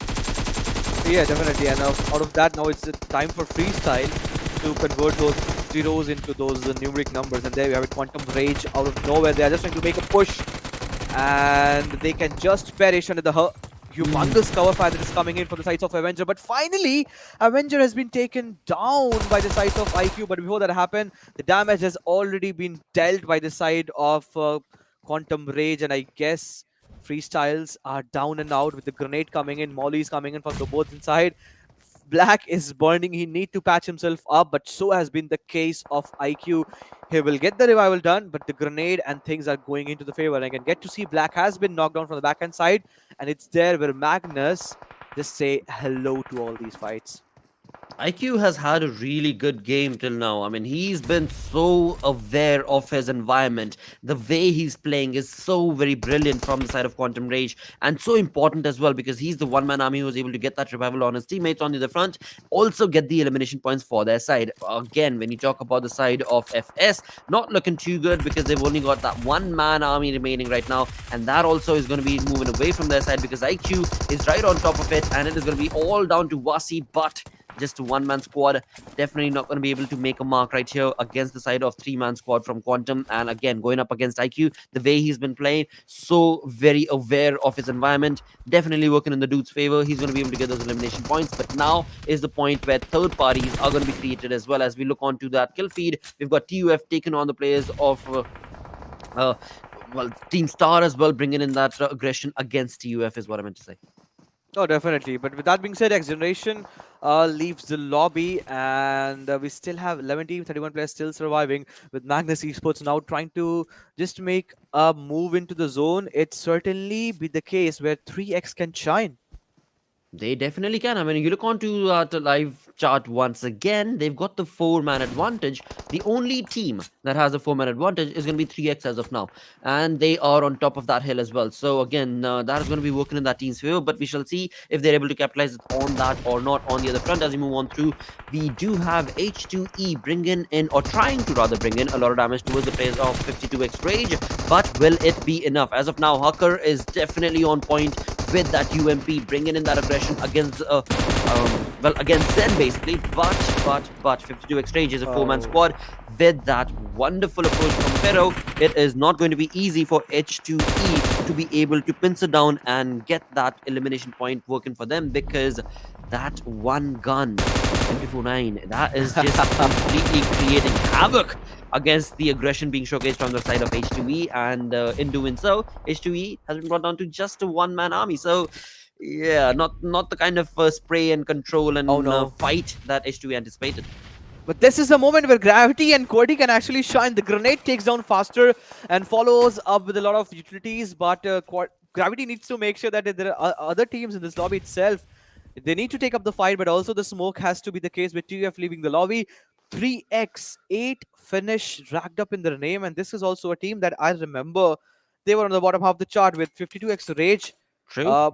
Pharaoh getting the reload done. It was a time where H2E could have been the case. Red still Oh, surviving. Streamstar leaves the lobby, and 52x Rage with just one player standing. Pharaoh is still the one. He has the M249. He can still pull out certain wonders. He has left the bag. That means now he has to work upon all these bullet managements and all, because he doesn't have enough of it in the west and in what he has left for himself. And Quantum Rage gets out. Would love to see what approach Pharaoh shows from here. absolutely. I mean, just being that one-man squad, maybe the snail pace approach is what we can anticipate from his side. But having that wonderful gun is definitely going to be working in that team's favor. Along with that, it is going to No. be 3x, bringing in a massive blow against the side of QWERTY. And alongside all of that, Pharaoh is going to be eliminated thanks to that blue zone. So that means we've got 5 teams remaining, 13 players alive in this arena, and we still have 3x with a 4-man squad. TmW looking pretty neat with a 3-man squad with 4 elimination points already confirmed for their side. So once again, I mean, this could be a moment of comeback for the side of TmW, but they better play it passive. If they start getting too aggressive, looking at that zone in the minimap, they are surrounded basically right now. Oh, definitely. TMW, this seems like it, the same as you just said. Grenade comes into the face. Khan gets one knock arrow. And now follow up, the time for the follow-up utilities with Ali getting close to where it's us who know that yes, someone is close to where we are actually heading up into the fight, but they need to make sure that it's also Eevee that is having a keen eye onto all these fights.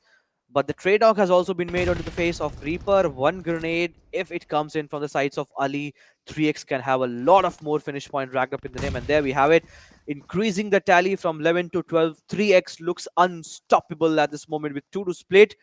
I guess that's their game.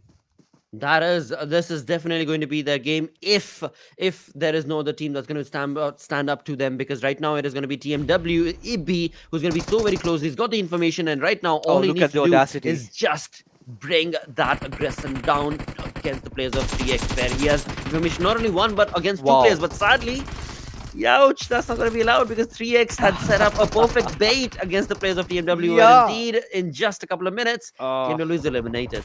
He stretched out the player. He just let him come in Exactly. front, and that was a bait. And there we have it, a 3v2 affair. Cronus making out a push in the open. AV Esports, AV, Hasu, and everything resides upon Zadu Zaidan, but he goes down a 1v1 fight. He shines upon, but then we have the cover fire, the reincarnation. It's the day of comeback. I told you, brother, first it was for 4v TFD, this time 3x Esports, and remember, it was also TmW till this last half of the game. They were the part of the latter half of this game. That means not only 3x Esports, not only AV, it was also TmW that will be getting a huge chunk of the total points rather Exactly. from this match. With 32 total points, they are already on the 8th overall rank. I would love to see what sort of changes has been done from 9 to 10 to 12, and other team, what sort of a comeback have they made? Because EV, now remember, EV Esports was also a team that was lagging behind pretty much in this overall chart. And to just spice things up, this Sanhok was the perfect situation, the perfect bait, as we just saw how it was done and dusted by 3x. Absolutely was. And again, I mean, I do have to point out once again, this entire lobby, this is such a dominating lobby because every single game that we jump into, we're looking at a different team coming up on top. We're looking at not only just one team racking up those points for themselves, every single game, it is going to be going in a different favor altogether. So, again, I mean, talk about day number 2 being a day of comebacks. This is exactly what the storyline is turning out to be.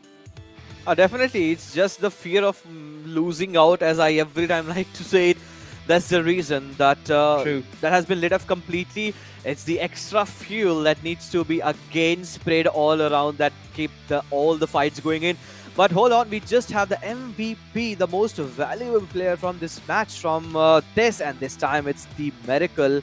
3x Esports, 6 elimination, 967 damage, and they held the small little hut for a long time. And as soon as each and every team was trying to come in, they were just not granted any chance, and they didn't do anything silly as what H2E, if you remember, did in this last game of Erangel. This time it was a complete excelling performance coming in from the sides of 3x, and Miracle was the one that really excelled in all these fights. Absolutely. I mean, perfect play being showcased from the side of Miracle from 3x. As we move on through from the MVP to the top players, we do have his teammates chiming along as well with Ali, Cronus. I mean, look at the amount of damage this team has brought into this second game of the day on Sanhok, where just the two players combined, they've got 12 elimination points along with the teammate. I mean, this is just bonkers stats showcased from the side of 3x. Definitely. 3x, all the three players, Cronus, Ali, Miracle, they didn't give any chance for any team. If you remember, QWERTY was trying really hard. They were True. trying to give a huge amount of cover fire, and the fire that was being provided by the rest of the two players. Unfortunately, QWERTY, the split didn't work in their favor. And as soon as we just saw the construction of the circle, they kept losing out the player on different instances. And at the end, we just saw two players left behind. But I expected really those two players could do something different and bring something out of the business as what TFD did in the last match against H2E. But that was just not so allowed from the sides of 3x. Definitely not, and that is where second game of the day is going to be bringing us down. Along with that, as we move on through to the match summary, let's see what sort of stats are going to be brought in on the second game. With Sanhok done, we've got another Sanhok actually, so a lot of action that is going to be set up in store for the teams to be able to showcase to us. But with that, we're looking at total eliminations 57, total knocks 64. Incredible stats being showcased. But this is where you do have to bring up the fact that Sanhok is the map where you saw a lot, at least in the previous PMPL season, you saw a lot of healing battles being done. But well, this is going to be probably the lowest one with only 5,300 total healing done on Sanhok. I guess, as you just perfectly mentioned, yes, you don't get a lot of time, and that's been completely shown in this time. As soon as the total number of team that was surviving till the 16-17 minutes, you don't get a lot of actual time even to revive down your players. And in that situation, you cannot have those syringe, those first aid kits working in your favor. That's the reason. But look at the total number of rescues done. It's still 18. From their team, all in all 64 knock, 57 total elimination done. No airdrop looted whatsoever with the case, but let's just have a look True. at the match ranking. 3x Esports, a high fragging gameplay Wow. and high octane performance, and then comes a big drop. Half of what EV Esports was able to secure, what 3x Esports did.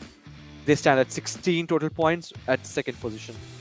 Absolutely. I mean, they needed these points. I mean, the team on the second position, IV, they definitely needed these points. And that is where, once again, as you bring that conversation, we can talk about TMW as well, as they are bringing day number 2 into their favor as well. They are racking up those points. So a miraculous play being showcased from the side of these teams from Pakistan region. But indeed, in the end, it is going to be the top 17 that shall push on through with this sort of a perfect play being showcased from the entirety of the lobby. It is still out for the taking as to what those 17 teams are going to be, because every single game till now, it's been a different team getting that chicken dinner. Oh yes, and the custom still continues. The customary thing is still out there. Regicide just getting 2 total points in this match, not a good one for them. Freestyle, they just miss up the mark. And I also remember the last day they played the Sanhok. Uh, I guess they did fumble out in that match itself. For TFD, not a good start for this time. All True. right, it was a chicken in the last match, but that's not the way you make a move. You have to be pretty much consistent. 0 is not what I was expecting from their side in this match, at least. Exactly. I mean, what do I say? It's just sad, basically, for the side of 4v because we did talk about the team in the first few minutes of the game itself, and they had been brought down to a two-man squad. So the two-man army that was left, it is tough undertaking when you've got such a high-performing lobby to go up against, right? On the other front, I mean, talking about freestyle, they have been ups and downs. There have been a lot of ups and downs in terms of their play style and their gameplay. But overall, in the overall ranking in the storyboard, freestyle looking pretty comfortable. But Team QWERTY, the lead that they created yesterday, it seems almost unbeatable, where they are just racking up those points, racking up those elimination points, and in the end, well, all the other teams are playing a league of their own, where Team QWERTY is nowhere to be seen. Definitely, Team QWERTY. Yes, they have 83 total points. I just perfectly mentioned. They are pretty away from these standards that team has actually set upon. But has been a constant performance coming in from the sides of 52x Rage without any chicken. That's still on second position. True. But where are the other teams standing? Where they have the standard set upon Esports. After 5 match, we have them at the 22 total points, 17th position, but not looking good certainly for NV. North Esports, HR, 1 chicken each for 4VX, TFD, and also TUF. But that's the consistency where they lack upon. Absolutely, and this is the game that TMW were waiting for, right? I mean, look at those placement points, dude. That is going to be mamma mia for their side, with 10 placement points that they've been able to accumulate as of now, 26 total points, and they are now joining into the fray alongside the likes of Team TUF and the others. So looking pretty comfortable for now, but of course, this is too early to predict if that is going to be enough, because we still have 3 more games left for the day, and of course, tomorrow is another day that they're going to have to undertake. So 17 teams, the top 17 teams is what we're looking forward to. But as of now, yeah, it is going to be a tough call as to predict which teams are going to be the ones in the top 17. Definitely, but for sure, certain teams have edged up their markers, the point that they have been able to secure, True even that. if they lose out on a lot of match. I guess what they can actually do is just to have a practice set of the rest of the matches that they can actually play. Right. At the end, each and every team will be playing total of 12 matches, out of which certain teams have completed the 5 and 6 total numbers. As we progress all along the third game of the day, that will obviously on the map of Miramar, as now Sanhok and Miramar will be in the rotation. But before jump into third game, we will be right back after this short little break.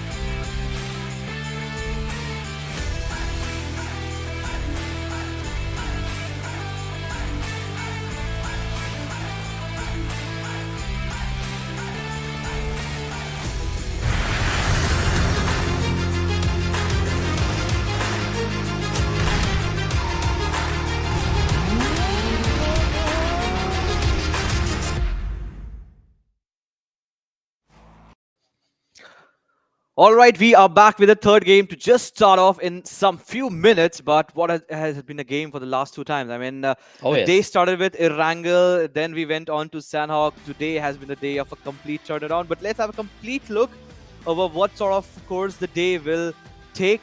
With the Miramar to be played as the next game, we still have Sanhok and Miramar. Apart from this Miramar, we still have two games left. Day of comeback started with 4F TFD getting a chicken. The last game itself 3x. This time maybe certain team that is still lagging behind. But we have Team QWERTY, the team that got chicken in this last game. Yesterday's Miramar is pretty much sitting in this C130 in that true settle. But as soon as we inch and move into this battleground, you remember the last time Team QWERTY, they were being challenged upon in their own hut. Absolutely were. But will that be the case? Will that be the same journey story for the side of this Miramar? Let's find out with that as we move on through to the flight path altogether itself. We've got, well, again, a pretty default flight path actually from the southeastern front of Puerto Paracio going all the way up northwest towards the Ruins Trailer Park region, and thus allowing these teams to have an equal share of the map altogether. But the zone is going to be moving itself all the way down towards the eastern front, where we do have Hacienda del Patron El Hazar kind of pretty much coming in along with Junkyard being the center. But now we are going to have to Hmm. look at where the first blood is going to be drawn. I mean, it seems in Los Leones, the city is bombarded with two teams very close. We've got Envy, and we also have a team in the green, which I'm not entirely sure, but that is where we can anticipate a first blood being drawn on the other front. Talking about the other teams, I mean, they are so spread out, they are so far away. And 52x Rage, I mean, the one thing that I've noticed for the side of 52x Rage is they always choose the Yeah. craziest of drops for themselves. Exactly, and then that's not only about the Miramar. We have also seen them in the map of Yes, Erangel, the extreme exactly. corner, Zarki, Stolber. We have also seen them in the Zarki, as we just talked about it, Kamishki, Stolber on the northeastern side. And I don't really know, they have been successfully pulling it out. So the customary thing that we have everything set up on in our mind, what we have been casting all along, that not a lot of team that jump on the extreme corners are that successful, that comparatively, if we have the comparative analysis between all these teams, are that successful apart from those teams, those who jump onto the major city. And that's where 52x Rage has been completely making the propositions wrong. Absolutely. I mean, they're bringing in that X in the name, being the X factor to the game that they are playing. I mean, it is just evident with the way that they've been able to, without a chicken dinner, get themselves in the top three, looking pretty phenomenal in terms of their approach. And I mean, mind you, when you talk about that Ruins approach on the Miramar region altogether itself, I love that area, dude. I mean, you've got that ancient mummy vibe going on all across. There's so many areas that you can explore down towards that Ruins region, and barely, or rather very very rarely I should say, do you have any team that will be wanting to go down there or contest towards that far south, based on the entirety of the map altogether itself. Because like you so perfectly mentioned, I mean, there are better regions to go down to rather than going out of your way. But it seems like right now out of your way is where TmW Zippy is going to be going, where bringing in the first blood, he is going to be getting that wonderful turn of events. But it seems like his teammate Harry has stolen the elimination point from him. So Ibi will not be able to get that elimination point. But nevertheless, I mean, in the end, TMW, that is what we are waiting and rooting for. That this team is able to make that comeback story work for them on this day number two. And yeah, it seems more than likely that they might just be able to pull it off. Oh yes, they definitely need to. Last game itself, TmW, after that Sela performance, in a better position to what they started the day with. And now the thing completely resides upon the rest of the team that is pretty much lacking in the total consistency. I really want to see what sort of performance freestyle do pull up in this match, because the last game that they played Sanhok has never been the case. Yes, they do still have the one more opportunity left at Sanhok. Would love to see how will the third Sanhok be working in the favor. But it's not just about the freestyle and all these teams. I really want to talk about team like Quantum Rage, Regicide, certain team that have got chicken. I don't really know what's the reason, but they have not been able to actually amplify their performance and emulate the same sort of performance. That has been the so competitiveness of this lobby. And I'm loving this actually. I mean, honestly, I'm loving it. I mean, like I've been saying again and again, every single chicken dinner game that we've seen has been from a different team, which is phenomenal. So, off of the 7 games that have been played, every single game we had a different team take a chicken dinner. So that itself tells you how competitive the lobby itself is. And as we started off with the Pakistan PMPL qualifiers, we did talk about this, that the region is known to be aggressive, and it's not only 1 or 2 teams. That is what is standing out to me. That is what is making that much more sense to me, because the entire region is so very dominating that you cannot just pinpoint one team that's definitely going to be leading the charts or taking the storyline altogether to themselves. There is so many other teams that are still going to be pushing on forth, but that is also where you kind of draw the line towards, all right, so Hmm. fine, all the teams are taking chicken dinners, but which team Yeah. has been consistent? Now that is the conversation changer, because you talk about the team that is on the front, that is in a league of its own. Well, that is the team that is playing a consistent storyline from the start of this entire tournament. I guess we're talking about Team QWERTY, right? Yep. And they are sitting pretty much in their old house of Hacienda del Petron, the vintage one, now pretty much getting fan out approach. I am loving the split from 3x, and this is the time when we need to look upon the split. Two players out of the zone, still pretty much having their loots getting segregated, and two players pretty much close. I guess they're still at least 900 meters apart from the individuality of the positioning of the players. With El Pozo still out of contestation, and I really wonder where 52x Rage are actually there, because this is a team that really have the orange marker in their name, and I'm not able to spot them out. So maybe they're still looting on the south, northwestern edge is what I expect, the trailer park, Yep. and they will be making the late rotation, and that has been completely working in their favor. So a lot of team makes late rotation, but then there are just certain creamy team, creamy players, those who pull it out so successfully. And I guess 52x Rage has been the certain one.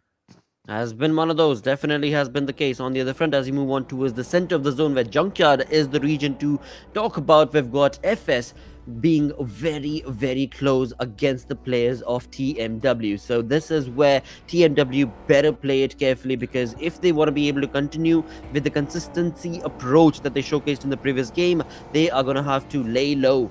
But will that be the case or not? Only time will tell. On the other front, I mean, 8 minutes in, we still have 16 teams, all the teams alive. Basically, we just had that one first blood situation. After that, it's been pretty quiet, but not for Hmm. long apparently, from the looks of it, because it seems like 3x is going to be contested, and as was just discussed, 3x is going to be playing a two-man split situation. So let's see if the aggressive streak that they were able to showcase in the previous game is going to be following them in this game as well or not. Definitely, that is going to be thing to look upon. But far Ouch. away, 1,000 meter, and the player goes boom. JD has been knocked.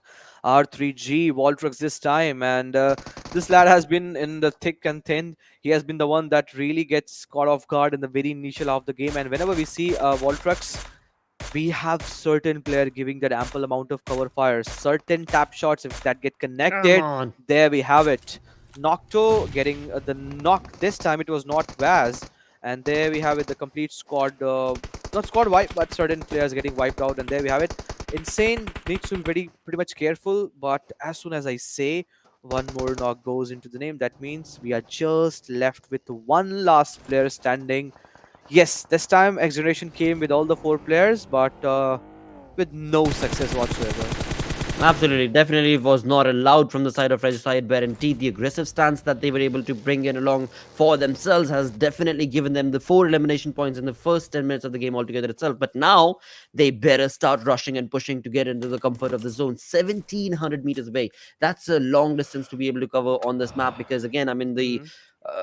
the basic stance of Miramar is the fact that you've got so many of these ridges that even though you might have a vehicle, traveling across that 1700-meter distance is not going to be an easy feat.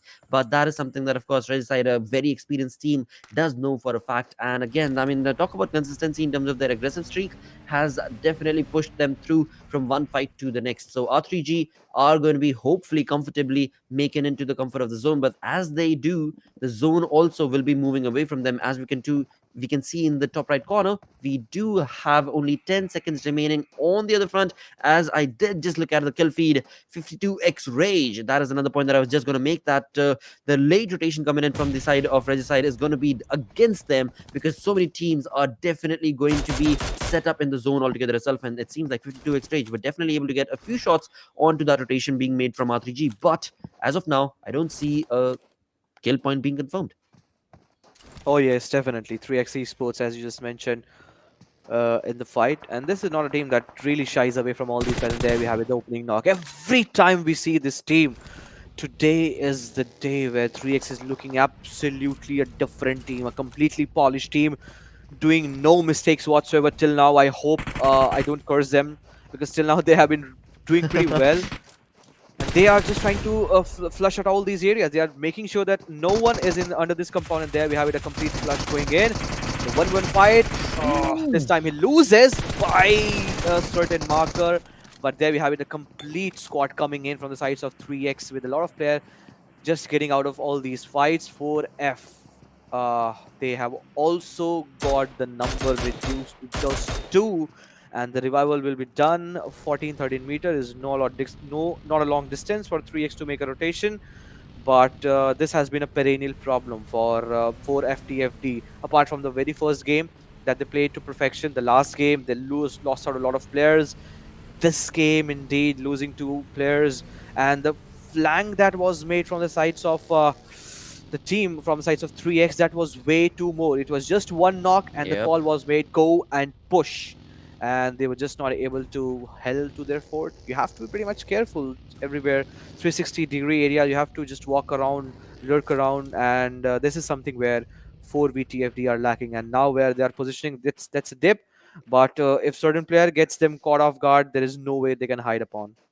Not looking good for 4VTFD. I mean, in the previous game in Sanhok, they were down to a two-man squad in the first few minutes of the game. This game as well, it seems like that Again. is exactly what has happened against them. But to start the day off, they had a chicken dinner. So maybe, hopefully, they'll still be able to retain the wonderful advantage that they were able to gain in terms of the position in the overall ranking on the other front as we move on through to the map altogether itself.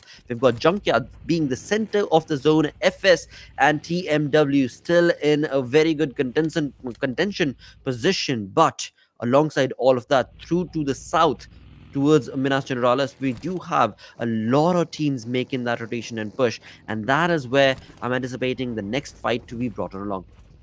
Exactly, but the fight is still going on between Quantum Rage and Envy up front. He's stuck. Ahmed can't do much. Just running here and there, just trying to dodge out the grenade and Molotovs. And finally, synchronized grenade comes in from 2-3 different direction, and there we have it. Ahmed going down. Envy also suffering a lot in this match. 117 meters is what the Quantum Rage needs to travel, and at the end, I would love to see how long this team will be able to traverse, because all these teams are making a late rotation, and in the blues, so now they're out of it. I was talking about 52x Rage. Well, they finally definitely are out of that blue zone, but 4VTFT, the two-man squad, are still finding themselves in the blue zone. As we can see in the alive position on the other front on our screens is going to be 3x making that rotation. The team that was able to bring in a lot of blows against the players of TFT, a 4-man squad moving on along with 2 eliminations confirmed for their side. And with that, the second airdrop being brought onto our screens is going to be the AUG along with the level 3 kit that is so close to the side of FS. And again, I mean, look at FS, the way they've positioned themselves. That is brilliant. They've got so much work in for themselves, but Team QWERTY bringing a lot of damage against that late rotation being showcased from the side of 52x Rage is definitely not going to be helping Pharaoh, and in doing so, Pharaoh is down on his knees in the middle of the road, and he is going to be knocked thanks to Anaconda, looking brilliant in terms of his spray. Definitely, Anaconda looking pretty ferocious this moment. Uh, Pretty fan out approach again. Last time that Oh didn't work man. out in favor, but that certainly not let their optimism go down. With 52x Rage making a late rotation, they are up Exactly. against the Grounders. Not looking good. Absolutely not looking good. I mean, Team QWERTY's the Daku was able to bring in another blow towards the players of Team QWERTY, towards the players, sorry, of 52x Rage. And as Team 52x Rage made that rotation, then they moved into the process of the Grounders. And this is not the kind of play was anticipated from their side, but that is what has been the result on this map of Miramar. With that, the Grounders looking on to push on to that domination streak that they were able to showcase against the players of 52x Rage, are going to be pushing that again with that same streak and level of precision. But boy, oh boy, 3x, dude, this team has come on alive with a different play and spray altogether in this day number 2 of PMPL Pakistan Qualifiers. Oh, definitely. And all of a sudden, Team QWERTY is looking so good. 3x again for finish. And it's just the 15-minute. Look at the way they're actually positioning. Everything just working in the favor. But now they're making a move with Kronos leading the chart. He sees the smoke and at the same point, he stops his vehicle, just trying to check. And now the call should have been made that, yes, there is certain team. With the Miracle from the backhand side, he can provide the ample amount of cover fire. But there we have it, Cronus again doing the business for himself, getting one more finish. 3x. They are certainly having the international strategies by the looks of it. They are. They definitely are. I mean, this was a team that was playing it very low key yesterday, but today they are Oh no. definitely in Oh control no. of things. Oh But no. this exit from Ali on a very cliffhanger of an approach from his side, sadly, resulted in him getting a lot of damage on the other front. 3x's Miracle creating that flank angle against the players of Ivy are going to be able to rack up more points for the side of 3x, and this is where 3x are reigning in supreme with 6 elimination points already confirmed for their side, and they are still hungry for more.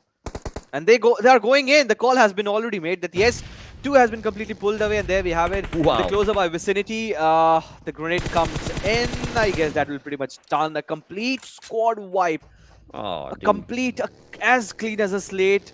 You can see if you are a budding player, if you are wanting to find yourself somewhere close to the esports scenario, this is the way you have to have the comms going in. If you are in, you are completely in. But then we have Team QWERTY getting a lot of beating with the Khan going out. It's QWERTY against FS. This is what we all needed, but finally we are getting in the map of Miramar. You remember yesterday we were expecting QWERTY to go against FS, but that fight didn't happen. This time we are witnessing this fight to go all in. Exactly, and again, I mean, a few minutes ago, we were looking at FS being on top of that mountain, looking pretty comfortable and confident in the position that they had. But sadly, as the zone moved away from them, they got to know that there is a team called QWERTY in the arena as they tried to make that rotation. And in doing so, they have been damaged. They have been brutally damaged quite a lot, where FS Black is so far away to be able to help out his teammate Wasi, trying to bring in that opposition and going to be able to bring down Destroyer, and not only bring him down, but absolutely confirm the kill. And not only that, Anaconda as well. What a brilliant play. But sadly, Team QWERTY is going to be able to get the fight. But dude, that was a really, really good positioning coming in from the side of FS's player. But sadly, like you said, I mean, Black is nowhere to be seen because he's so far away. He was on top of the mountain. Oh, no. So by the time he reaches here, QWERTY is probably going to have to complete the job, and FS Black is going to be the only man surviving. But let's see if that'll be the case or not, because the smoke wall that Team QWERTY has been creating as of now seems like they've no idea where the final player of FS is. But now they do have, because he has got a lot of shots onto the face of Anaconda. So now, where was Black actually there at that point of time? What was his role in all these fights? It's the time where Freestyle's missing up the mark for the backhand side. Yes, QWERTY are getting a lot of shots, but the flank that is being created has been completely noted down. Anaconda, he still survives. Gravity still survives. QWERTY is still hanging in this affair, but I guess this time the grenade can just do it for the Gravity. It seems definitely going to be the cause, and in doing so, it is going to be a perfect squad wipe coming in from the side of QWERTY against the players of FS. Now, again, I mean, a few minutes ago that we did see FS, they were looking so very confident and comfortable in terms of the positioning that they had in the zone, as well as on top of that mountain ridge. But sadly, as the zone moved away from them, that is something that, gods of PUBG are going to be bringing in that X factor, and this time around, FS was definitely not in their limelight. On the other front, as you move on through to the zone and the map altogether itself, Envy looking pretty comfortable because the only compound that I can see in the zone is held on by Envy. There's a very close warehouse right next to them, but doubt any team is going to be able to make it that far because there are so many teams outside the zone right now that third parties are now definitely going to be predicted as soon as these teams start Mhm. making that rotation. And that can be the case with 19 and 31 players still left in the lobby. It is going to be a tough task for QWERTY to make a move. The Grounders are playing it so passively. They were they knew all these fights that were happening in, but they were nowhere to be seen. With 3x making a rotation from the left hand side, from the right it was Team QWERTY. Grounders should have at least made a cross onto the rotation of at least one of the team, but finally Gravity has been pulled down. The onslaught that is coming in from the sides of Maxi Esports are jumping into all these fights. Absolutely, North Esports definitely chiming in along, taking on those perfect sprays to bring in those elimination points for themselves. As of now, they've only got that one elimination, and along with that, the teammate Zamin has been brought down on his knees. So NES needs to be more careful about what fights they do choose to be a part of, because as they choose to be a part of fights, they Oh are giving away a no. lot of information on the other front. As we move on through towards 3X's position, they have been caught, and the Grounders, they are in a lot of control right now. But on the other front, who are not in control is going to be H2E because Metershot, they are bringing in a lot of damage against that team. Oh, the Grounders completely sandwiching TMW again, not in a position. And so it's the positioning where TMW, I guess, is pretty much lacking the time of the rotation, because they Right. should have known that there is certain team that is already holding the situation. But hold on to my words, as Reaper has already done two players down, getting that finish secure. But as soon as he should have constricted his attention onto Shaptar, because he was also on the 60 HP, and the last player standing from TMW was also on 60 HP. The fight could have gone either ways, but nothing taken away. The Grounder has also been eliminated thanks to the downshot came in from the sides of Metershot. A lot of player has gone down by the Blues, and Blues has eaten up, but Metershot, along with 3X on the northern side, they now have to face the upcoming challenge against Envy. With all the four players standing, Metershot are looking good. And you remember the last Miramar they played, they became, I guess, second or so in the last game of Miramar. Absolutely. When you talk about Metershot, they have had a wonderful run. I mean, in fact, I would say they've had ups and downs. Not definitely a Mm-hmm. wonderful run, not a consistent play, but definitely ups and downs. But when it does come down to their play style, this is an aggressive team, and when they do showcase it, they absolutely rock it down to the core. And look at that aggression being showcased from the side of Helsi, where he's going to be pushing on against the entire team of Envy and going to be bringing in a No, perfect spray, what? but one man army against the four man squad of Envy, just come on. You better think again because that's not going to be allowed. Or maybe I spoke too Hmm. soon because look at that. Just in a blink of an eye, Metershot are going to completely devastate Envy in their own compound and not lose a single player. They are going to be able to give that revival. That means that they've got the compound for themselves with all four players still surviving. Five teams remaining. 3x moving in from the top. Miracle, of course, going down thanks to Metershot again. I mean, Khatir definitely bringing in a lot of aggressive play. 10 elimination points already confirmed for this team. Youch is what the case is going to be. But in all of this, we still do have Quraysh Esports with three-man squad. Let's see what Quraysh is going to be able to bring into the arena for themselves. And Quraysh has all three players standing. Money bled long ago, and we still have Sardarji with each rest of the lobby players in the lobby. We still have, I guess, QWERTY's last player standing and really able to not figure it out. So there we have it, close to where Northeast Sports are positioned. Anaconda is still there. QWERTY 6 total finish point. A lot of placement point is going to be helping them solve the course and not let and allow any team to get close to where they are still standing at the very first position. We already see that small little baby drop that can actually offer them all the three level kit, helmet, vest, and yes, that has been upgraded for the sides of Northeast Sports with a circle in their favor. They are looking pretty good with 3x going down one by one, not looking good. Kaizen has been finished off, just the one man standing. It was Metershot that didn't allow anyone to actually flourish in this situation, but now is the time that Ali will be playing it so safe, has same with the case for Anaconda from the sides of Team QWERTY. Absolutely, dude. Again, I mean, Metershot, the way they've played this game, it has been phenomenal and ferocious at the same time. On the other front, talking about 3x, they have played their cards right. I mean, with just a one-man squad that they've got left remaining, they've been able to achieve what they came here to do, which is get elimination points for themselves, which is going to be line 9 eliminations already confirmed for their side. But now, Metershot have the entire game working in their favor because the zone is going to be for theirs, for the taken. The comfort of the compound is definitely going to be working in their defense. And along with all of that, what a perfect Hmm. set of spray coming in from Mary. But sadly, With no it did success. not. Yeah, exactly. Sadly, it With did no not result. success.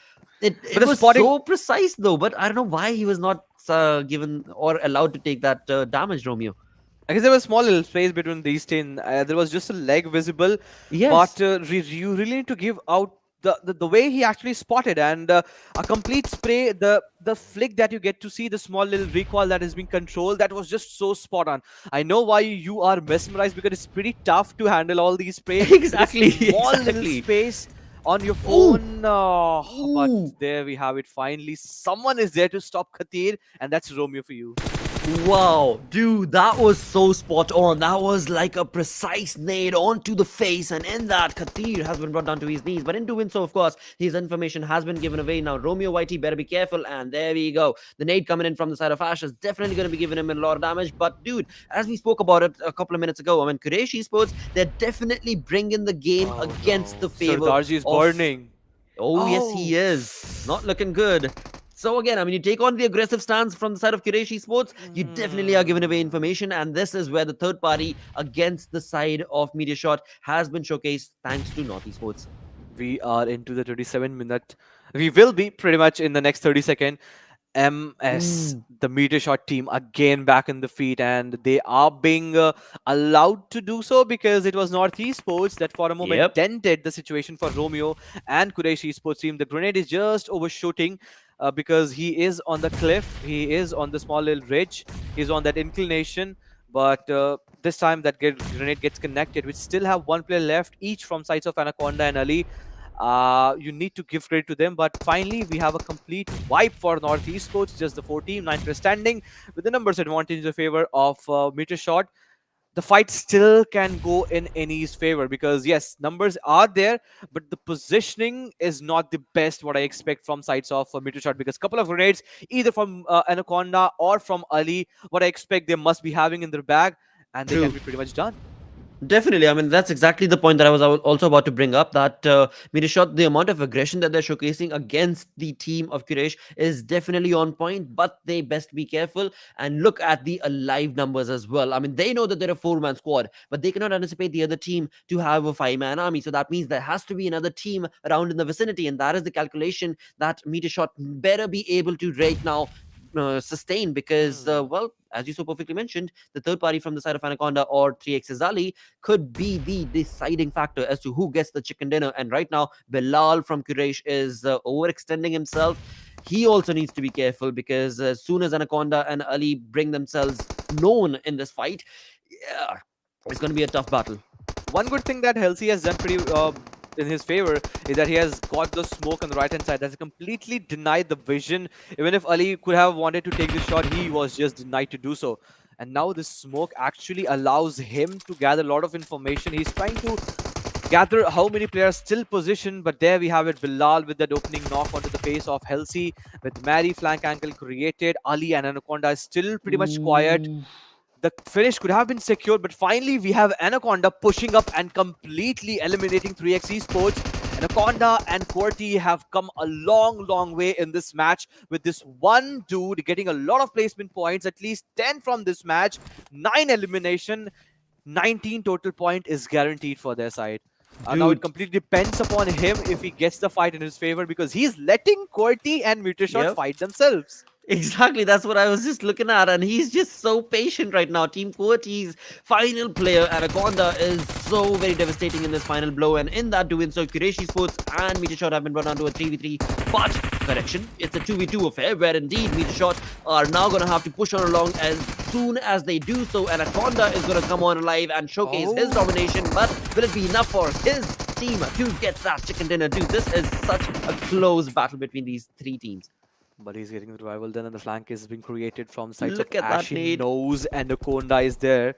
Grenade comes in pretty close. I'm just waiting for the moment to detonate, but that was a pan. That was literally a pan that Oh. was thrown. Everyone in just the face of it, and with the Ash creating that back flank Wow. angle, we are into the 30th minute, and Anaconda gets a knock on the face Wow. of Mr. going down. Quraysh Esports completely eliminated, and now it's done and dusted for MeterShot. A complete 30-minute match, I guess, for all these qualifiers. This is the longest duration that we have witnessed in this Miramar. Last time we saw yesterday's gameplay, it went down close to 29 minutes. This time it's complete 30 minutes.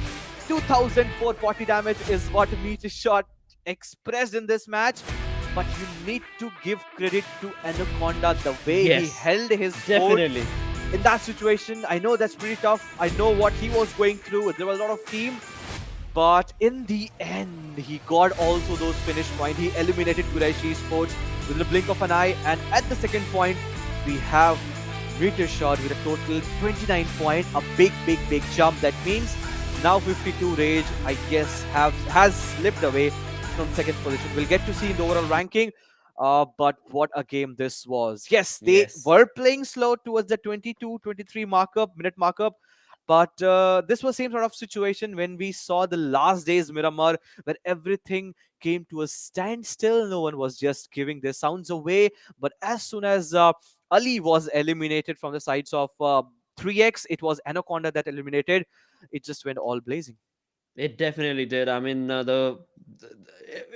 I'm speechless. The way QWERTY's Anaconda played, that was just Hmm. down to perfection. And indeed, in doing so, he has definitely picked up the pace for the side of QWERTY, and the points, the placement points, as well, of course, the elimination points that are going to be working in that team's favor. But overall, of course, MeterShot did get a wonderful chicken dinner winning team because, again, I mean, you do have to give credit where it's due. MeterShot, they pushed on against the entire compound that was held on by Envy, did not lose a single player, and still moved on to get that chicken dinner against all the odds. So, because again, you talk about the odds, Quraysh Esports was right there. They were bringing in so much of damage, they were bringing in so much of hurt against the players of MeterShot, but they did not deter, and that is Uh, what resulted in them moving on across. Quraysh Esports just got choked from the left hand side because they couldn't have moved. From the right hand Yes, side, there was already blues that was coming in. So either way, they chose the left one, but they didn't know that there is someone just waiting on the left dude. hand side, and that Also, like if went straight NES to the had body. not been there, right? Hmm. Like if North Esports had not been there, it would Hmm. have been very close because you're talking about Quraysh Esports, very well-known players who could have probably Hmm. taken down MeterShot if they did not have Definitely. NES on their flank. But sadly, Uh-huh. that is what resulted in them being brought down to a two-man squad. With Khatir But becoming the MVP, this is looking good for MeterShot, brother.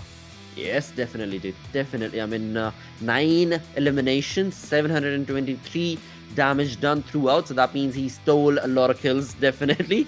And no assists altogether itself. But as we move on through to the top 4 players, we've got Bilal coming in from Quraysh Esports along with Anaconda. This dude definitely has to be a part of the top players because he played it to perfection in this map of Miramar. Look at the survival time, and he survived all alone, lonesome. Exactly.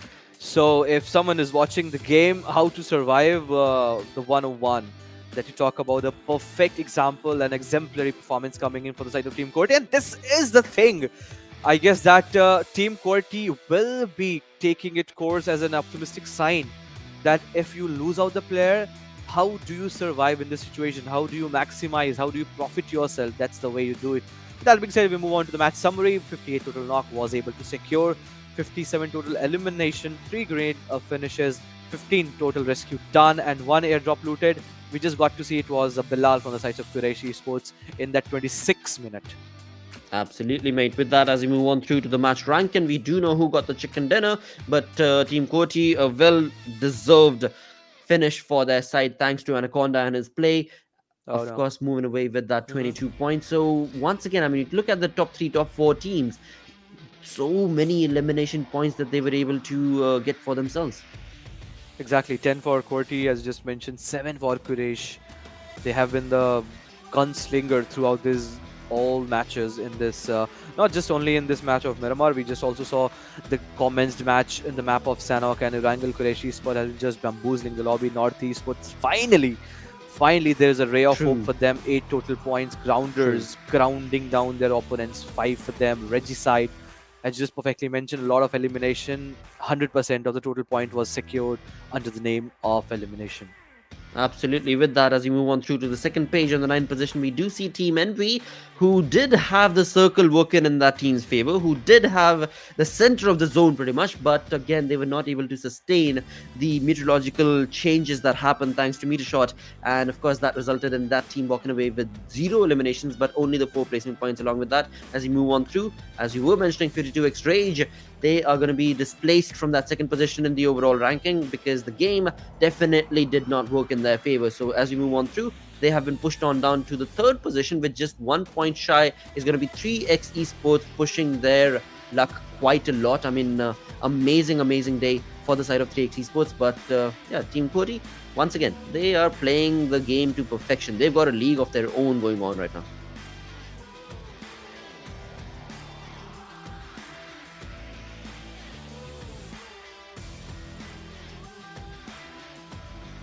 Right? Agreed.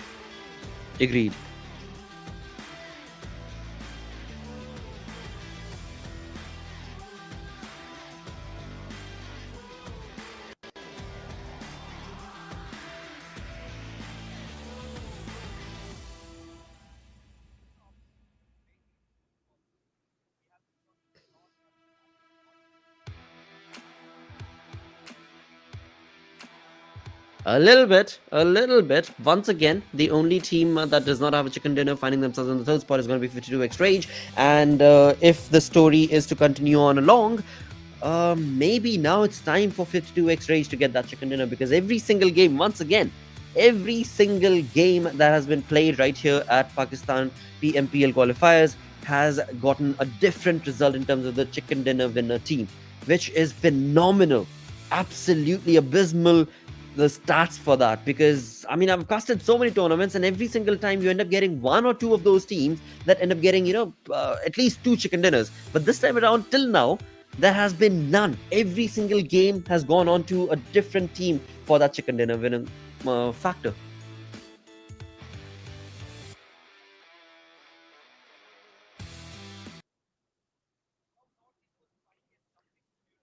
True.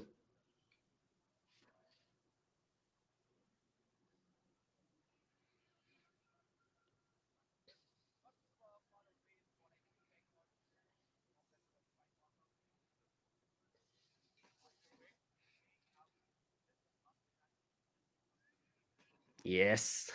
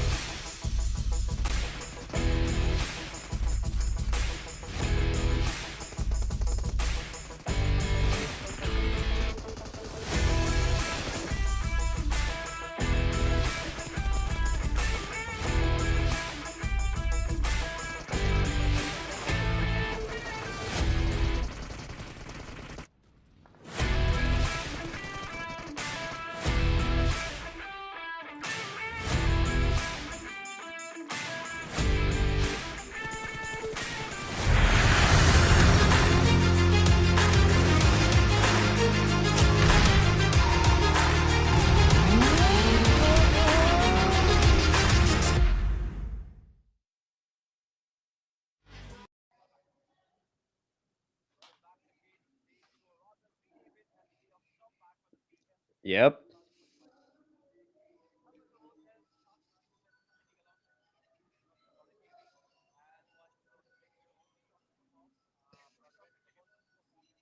Exactly, dude. It is so crazy. It is so crazy. The way the day is turning out to be, basically, right? And it's just absolutely bonkers. Which is again something that me and Ankit were talking about in the break as well. That it has been almost. I don't remember what tournament there has. Honestly, I cannot remember a Uh, single tournament that I I'm was so part of speechless. there I where guess there was that's why. no single team taking two chicken dinners. I mean, this has to change now. I And that's want why. to say in the next two Uh, games there will be a team coming up that will take a second chicken dinner. Let's see. Let's see I hope. if anybody stands up to that. Let's find out. And to an extent, I've been so speechless. My mouth just went on blabbering, and no voice came in. That complete shows what sort of performance has been shown by all these teams. But all what I was talking about, I now want the viewers to keep close ear to it. It's the day of comeback, starting the day Yep. with TFD, last game, meter shot. It's on the one side QWERTY. So you have two pillar on this qualifier. It's one side QWERTY and the other side different teams in different game just popping in and coming up.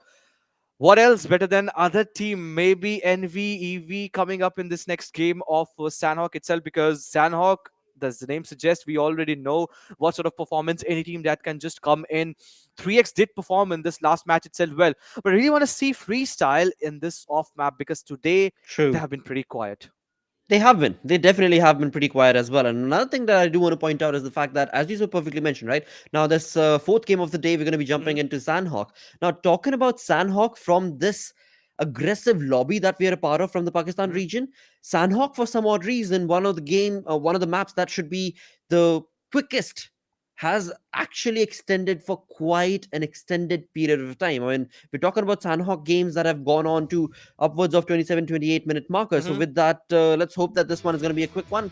Let's move on along, have a look at the schedule, where this time around Group B is not going to be participating. So we've got Group A, C, D, and E coming in, joining us for this fourth game of the day. Oh yes, this match itself, Group B will be sitting it out. So that means Regicide, Quantum Rage, Team H2E, and TFD, the team that got the chicken the very first game itself, will be sitting it out. But there we have it. The call has been made. Jumping straight into this arena of Battleground. And that is going to be in the map of Sanhok with 52x Rage. I really have a strong expectation. I really have a strong uh, what do you call it? Strong optimism coming in from this time that 52x Rage maybe this time just can have the chicken for themselves.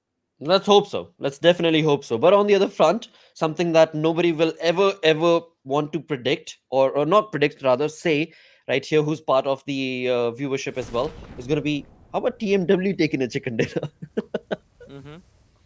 I mean, it's nothing to laugh Idea about. sounds There nice. is a Idea sounds possibility. nice. Yes, definitely. But how are they gonna be solving that course?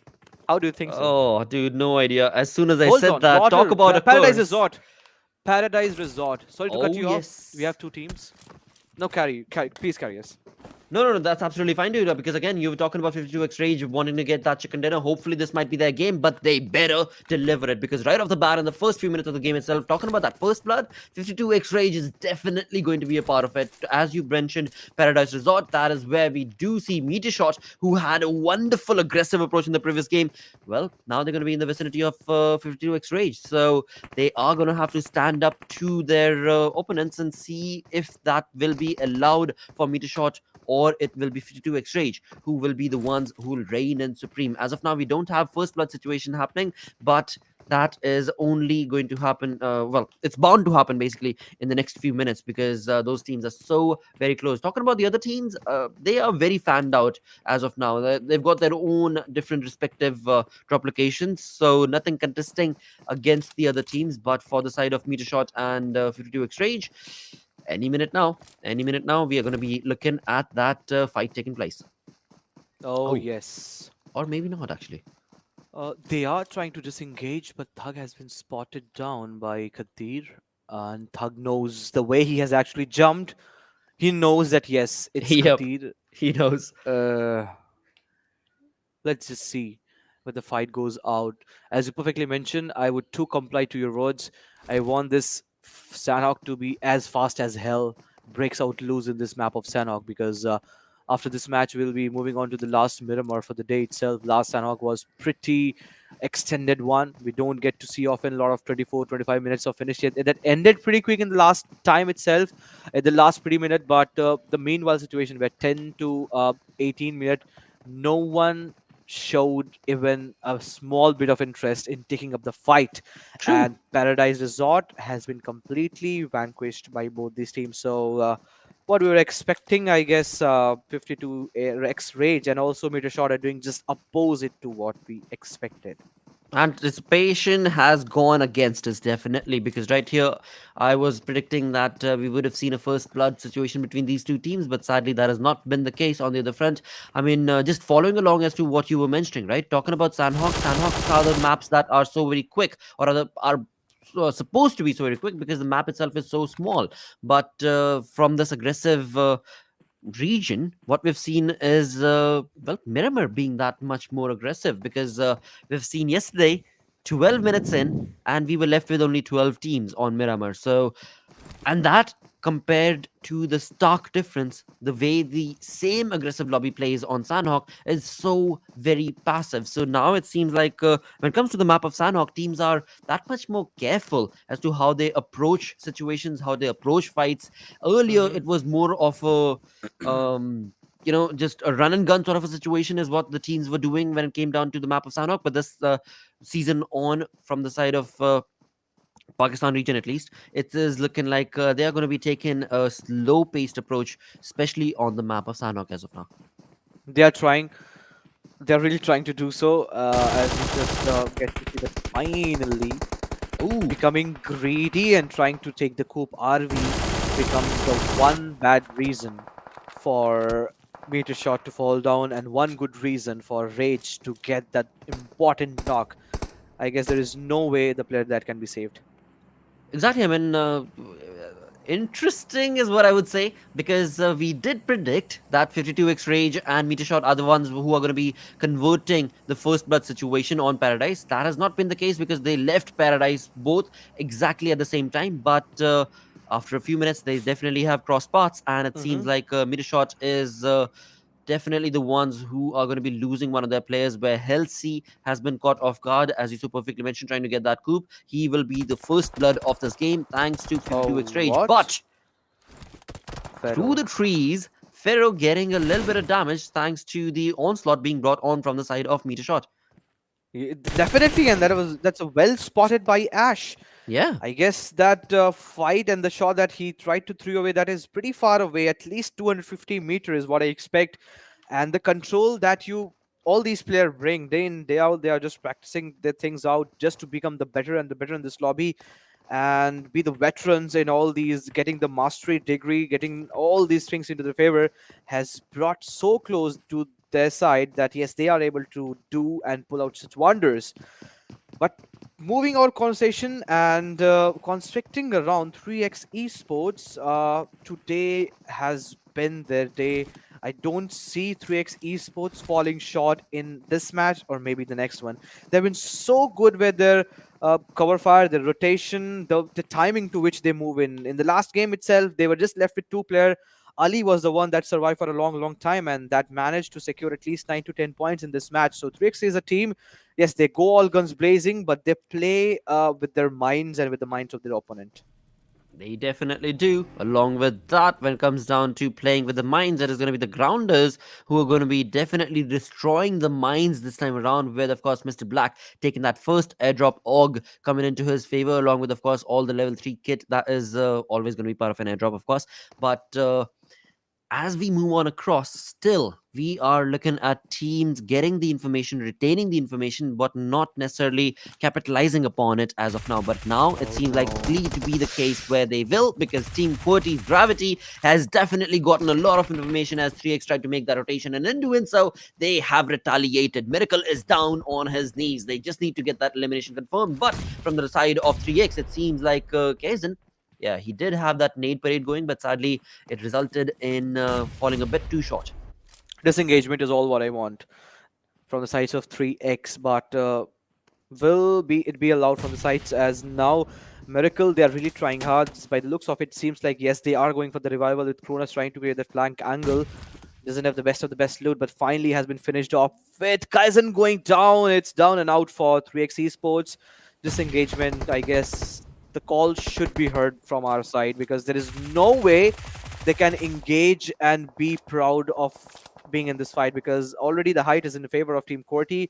If they try to push and extend, it's only 3x that will be losing and will be on the losing case. Well. For now, that is going to be too early to predict because we still do have two players remaining from the side of 3x, and that's going to be Cronus as well as Ali. And, well, maybe they might just be able to get. Oh, finish his own teammate. Come on. Dude, okay, I spoke too soon.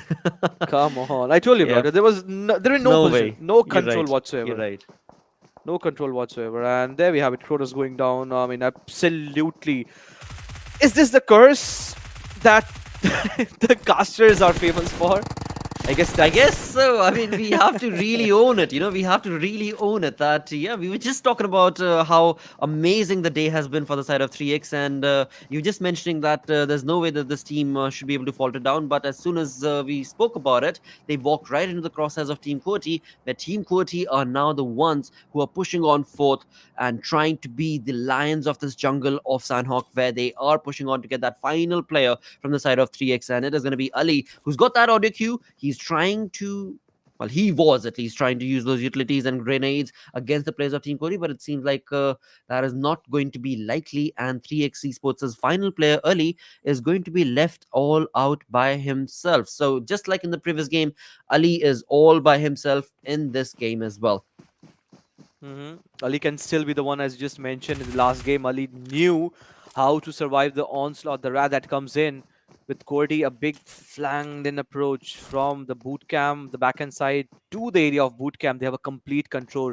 Look at this, where Destroy is actually positioned and where the rest of the players. They're just hunting it out to get the True. last player standing. The blood, they have tasted it and now they are used to it. Oh, yes, they definitely are. And as we move on through to the map itself, of course, we are looking at, well, decent amount of approach being showcased from a lot of these teams, and they have their own segregated areas set up for themselves. So as of now, when it comes down to contestations, well, not a lot of contestations that can be anticipated, but Team QWERTY's play on that boot camp could very well result in them walking away with a chicken dinner this time around. Let's see if that'll be the case or not.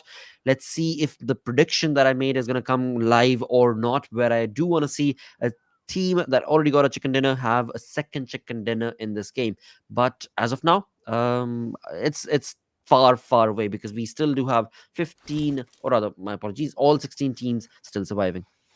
Definitely, we do have. Apart from the three player that has been lost to the cause, we have certain players too that have fallen prey to the setup that has been made by all these teams with 52x rage. I love the approach. Daku is the one that has gone away and is letting all the teammates to Dude, cross the road. But in the closer by vicinity, we right? see meteor shot. Yes, I did saw that little purple marker, and it's Wow. none other than Halsey. He doesn't know that it's Daku pretty close to him. But far away, we have Romeo Whitey getting up to the fight. Magnus Esports, Cairo goes down, has been finished. But seems like by the looks of it, where Daku's crosshair is again and again hovering, he knows that Halsey is there. The push is being made. The call has been made that yes, just go in and bamboozle the team completely. Magnus Esports are in the wrath and in a huge trouble. Absolutely, and that's all thanks to, of course, Quraysh Esports, where they've been able to accumulate one elimination point against the players of Magnus, and of course, Magnus is down to a 3-man squad. Wow. Along with that, a perfectly set up nade coming in from Mom2 is going to be bringing down Siddharji, and once again, I mean, every single time we move on to the map of Sanhok, we're talking about it again and again.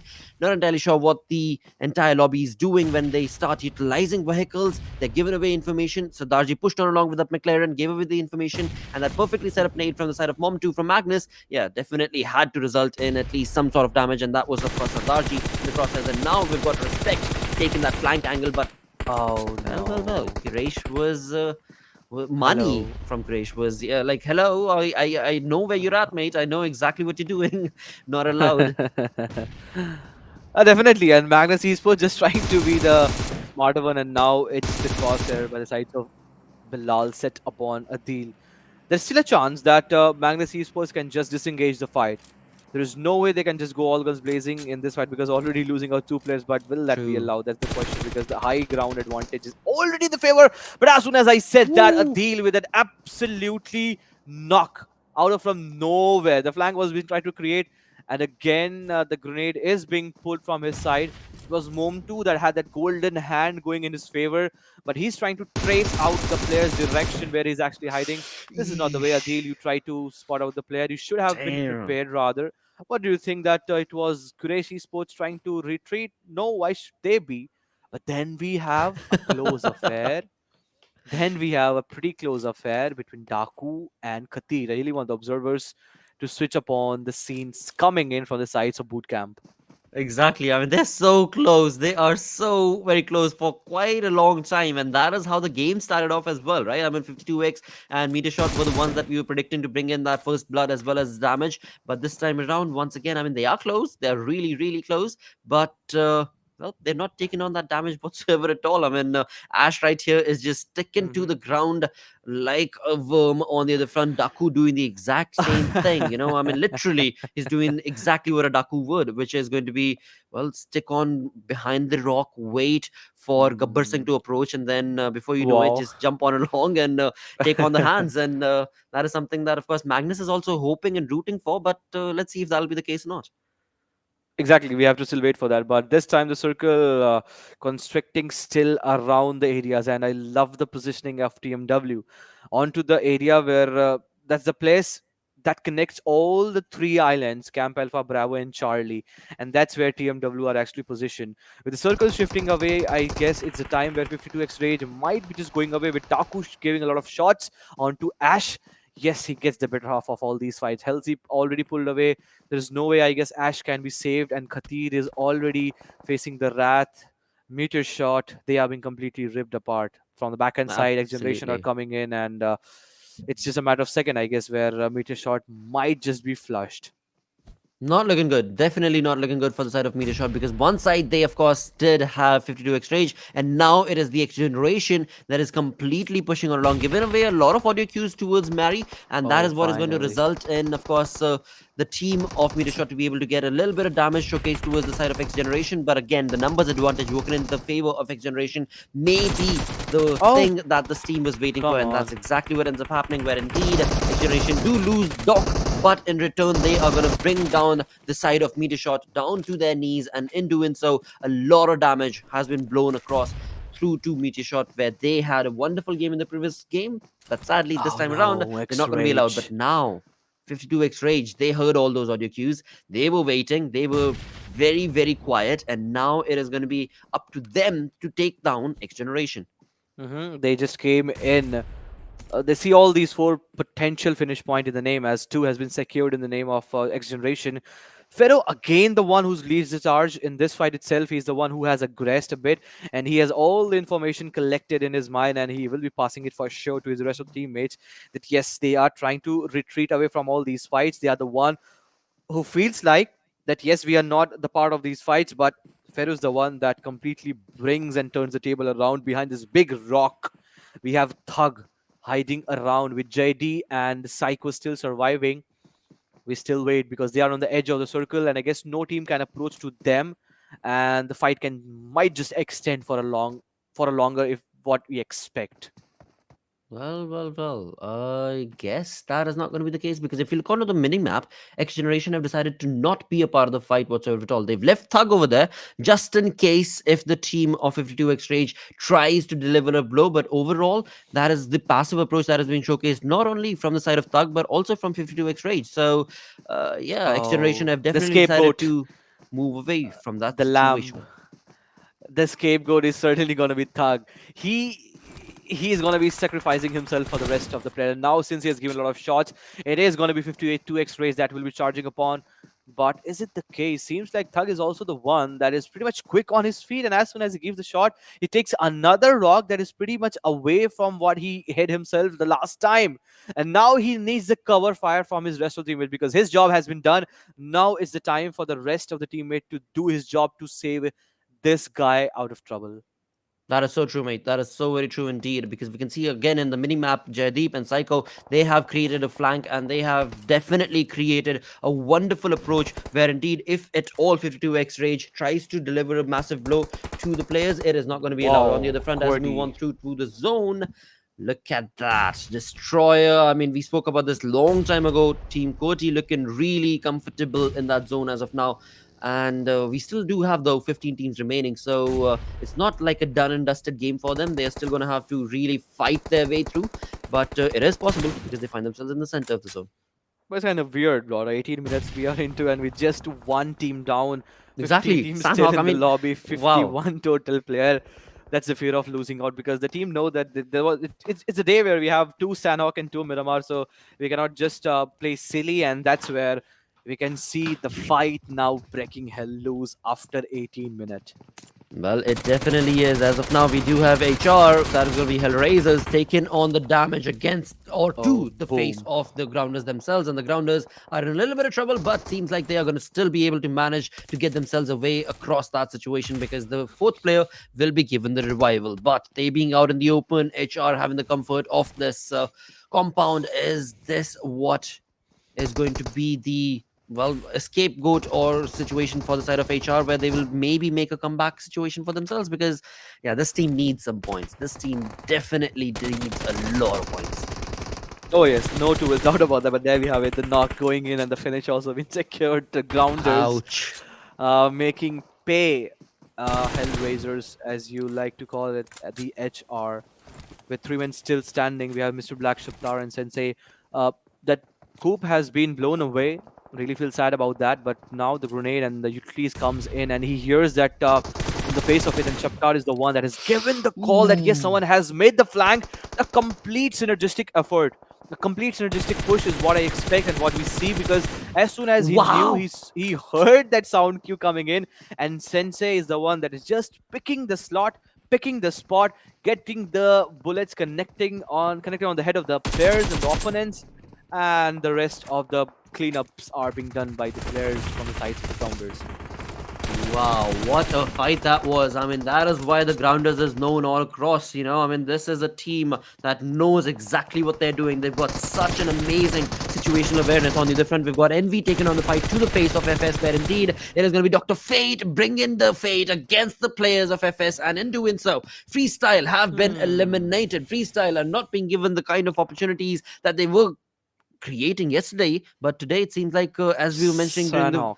pre-game segment as well, right? I mean, the freestyle is just being completely blocked and not being able to retain that sort of a playstyle for themselves. With 11 teams remaining, 38 players alive, with 20 minutes into the second last game of the day.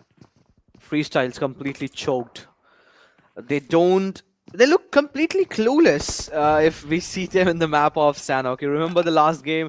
Freestyle completely left away pretty quick, pretty early. The very first day also, and this time both these matches, Yep. Freestyle need to crack the code for the Sanhok because yes, you have a good map on Miramar and Erangel, but what about Sanhok? You need to get at least 8 to 10 points. I don't demand. I know it will be much for my side if I ask them to get at least 15 or 20, but at least get a decent point to maintain that average. But that being said, we have Team QWERTY that is playing pretty good. Now they're out of the boot camp area with Khan still holding that angle. This was a team that pretty much dented the situation, and the reason why 3x are out, the credit must goes to the Team QWERTY. But far away, we have fight going in the blows. We have Envy up against EV.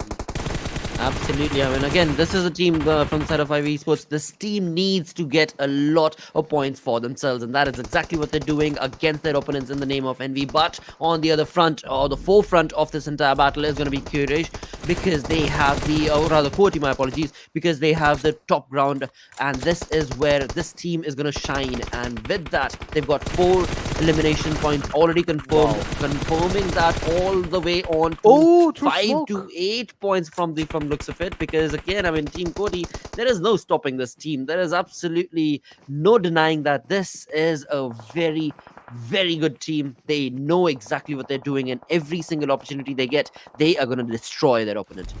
And look at the way they're just while actually trying to figure out the player. It's not only that they are trying to gather information in the closer proximity, far away, 250 meters is where his crosshair is actually hovering around, and Gravity gets the kill, the finish point of Sardarji. And now, after eliminating EV and NVs, and it's the time for Quraysh Esports to go down. They are not looking Uh-oh. good with TQF up into the fight. It's the water area where Star finds himself in. One low toss grenade can do the business. Lot business for the team that is holding the top rock, that is going to be of T2F. Absolutely. From the side of Star X, it is definitely seeming like emerged a bit too soon from the water, and indeed, in doing so, gave away his information towards the players of TUF, where the two players that are on top from the side of TUF are going to be Abdullah and Thor, just bringing in a lot of damage to the players of Star X. But of course, we do know that the update does allow you to be able to, well, give that revival even though you're in water, but it seems like that's not going to be allowed, where a Oh lot of no. players in the water are being caught off guard, and from far away, it's going to be QWERTY's destroyer destroying the players of Quraysh. So yeah, Quraysh also not having a good time right there. So water, Molotov into water. So all right, that's just about the physics that we get to see. So as soon as the health gets depleted down, I really wish these waters could have actually saved them to getting eliminated. But guess what? We have T2F getting that flank created, and it's Thor. He's the one that actually creates the flank, the X factor that comes in the team of Thor. But you have to better be prepared because it's Team QWERTY reigning in supreme. Everywhere you see a fight, two teams going in is the third party approach, and it's none other than Team QWERTY chiming in every time. 8 finish onto the name with the Grounders 7. It's going to be tough affair for the Grounders if they try to ground down the players of QWERTY, because they have a huge chunk of the zone, and all the 4 players standing, 9 finish point already onto the name. If they only play any silly game, that's only the way they can fall to prey, and that might be the reason for their demise. Apart from that, I don't see any other reason. And as just mentioned, this can just be the game where we might see a team getting the second chicken dinner twice. Well, it definitely looks likely to be the case. We've got 3 teams remaining, 4 players alive from the side of QWERTY, where they are dominating against the players that are remaining. And with that, only 2-man squad from the side of TMW. I mean, of course, they are just going to be working towards those placement points, and there is nothing. But hold on, in the kill feed, we do have Khan with just a sliver of an HP, bringing in a lot of damage towards the players of QWERTY. Anaconda has been brought down to his knees, but again, the numbers advantage working in favor of QWERTY will get them that chicken dinner. An amazing approach being showcased, and in doing so, the team to get a second chicken dinner, the first team rather to get a second chicken dinner, is going to be from the side of QWERTY, where they get this Sanhok with a 13 kill or 13 elimination point. What a game. Of course, an amazing 151 damage. Are you kidding me? In a map of Sanhok, you don't have a lot of opportunities to actually spot out the players in that. A damage equivalent to taking down 20 players in the lobby. Oh my god, that's where Team QWERTY shined upon completely. And I guess with a thumping victory, they will be completely cementing their very first position. But with that being said, TMW again one consistent performance. Yes, we had that Khan versus Khan. One Khan from Team QWERTY, one Khan from TMW. But the Khan that won this match had the real backing for the team from his teammate side, and that was of Team QWERTY. But credit needs to be given to TMW. The way they actually held their wrath, held their nerves in this map of Sanhok, it's no easy for them, because we just saw a lot of players, a lot of team just shivering down, getting down under the water. It was Esports was trying to make a move. There were a lot of team actually just trying to get in, and in that situation, it was TUF gatekeeping situation from the rock top for Team Star. It was an all easy affair for themselves. TUF again one good game. Definitely a really good game, and with that, we've got one more game remaining for the day, and nothing to actually talk about is going to be all right. So the second chicken dinner has been confirmed for the same exact team. Now another thing that I do want to bring up is going to be, well, apart from one game, all the other chicken dinners that we've seen, we have seen a high fragging chicken dinner winning team. I mean, from 18 eliminations, 17 eliminations, 14 eliminations. It's just bonkers. The team that ends up getting those eliminations ends up getting that chicken dinner. With that, this time around, it was Team QWERTY, and the MVP is going to be from the same team that is going to be in the name of Gravity, with 6 eliminations, 1,017 damage, along with 2 assists done. So a GG play being showcased from the side of Team QWERTY altogether, I would say.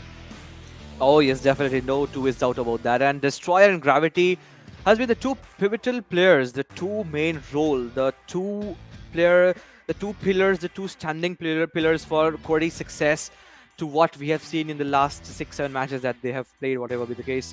With the grounders getting a lot of grinding machine. We had Sensei getting a lot of finish point on his name. We moved towards the match summary, where this time we have 6,654 total healing done, 21 rescue in the map of Sanhok. So things are changing, of course, in the map of Sanhok also. Absolutely are. With that, as we talk about those knocks, we've got 63 knocks, but only 54 eliminations. So quite a lot of players were caught off guard simply based on the play zone altogether itself. And again, when it comes down to the zone, I did absolutely love the way the zone actually constricted and moved these teams to make that sort of a rotation where so many teams, so many teams were definitely caught off guard. But well, that's what the game is. That is how PUBG gods are going to be working against you every single game that you play. Oh, definitely. With the longest elimination going into the name of 283-meter Sensei, things are looking pretty good for them. And with that, we move on to the match ranking. We have Team QWERTY, 28 total point. Quraysh Esports, 14. TUF again getting a good game. The last time they also played, they had a pretty decent affair. TMW, finally again, 14 total points. Not bad, brother. 12 True. placement points and 2 elimination. Whatever way the floodgates has been maybe open for TmwE Esports, that's pretty much acceptable, and they will be grabbing it with both the hands open. They most certainly are. And not only them, but again, if you talk about 7th and 8th position holders, that's going to be IV Esports as well as Team Envy. Both the teams needed these points, and that is exactly the moment that they capitalize upon and of course get those in terms of the elimination points. So once again, one thing that can be very well confirmed for the side of the teams coming in from the Pakistan region are the aggressive stance that they are able to bring in. The elimination points completely confirms that, where the teams, even though they're on the bottom of the leaderboard, they are still so very aggressive that they're able to walk away with 4-5 eliminations. On the other front, though, sadly, NES not looking good. Oh yes, no two ways doubt about that. And yes, as we just talked about it, we'll get to see on the ladder of the table chart. But for 1 to 10, everyone is looking pretty good. 101, 102 was the Team QWERTY's total points last match, and they have increased their tally, and now the difference is significant enough to actually carry forward, actually make a move. If they want to get the lead reduced, Metershot needs to play all guns blazing in the next match itself.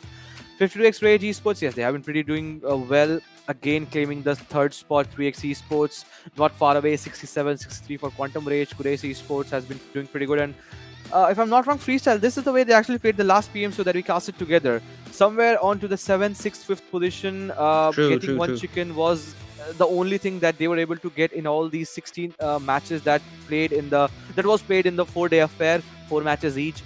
But with that being said, we move on to the 11 to 20. So we have EV at 30th, and we all know that only top 17 teams out of 20 will be moving on to the upcoming PMPL.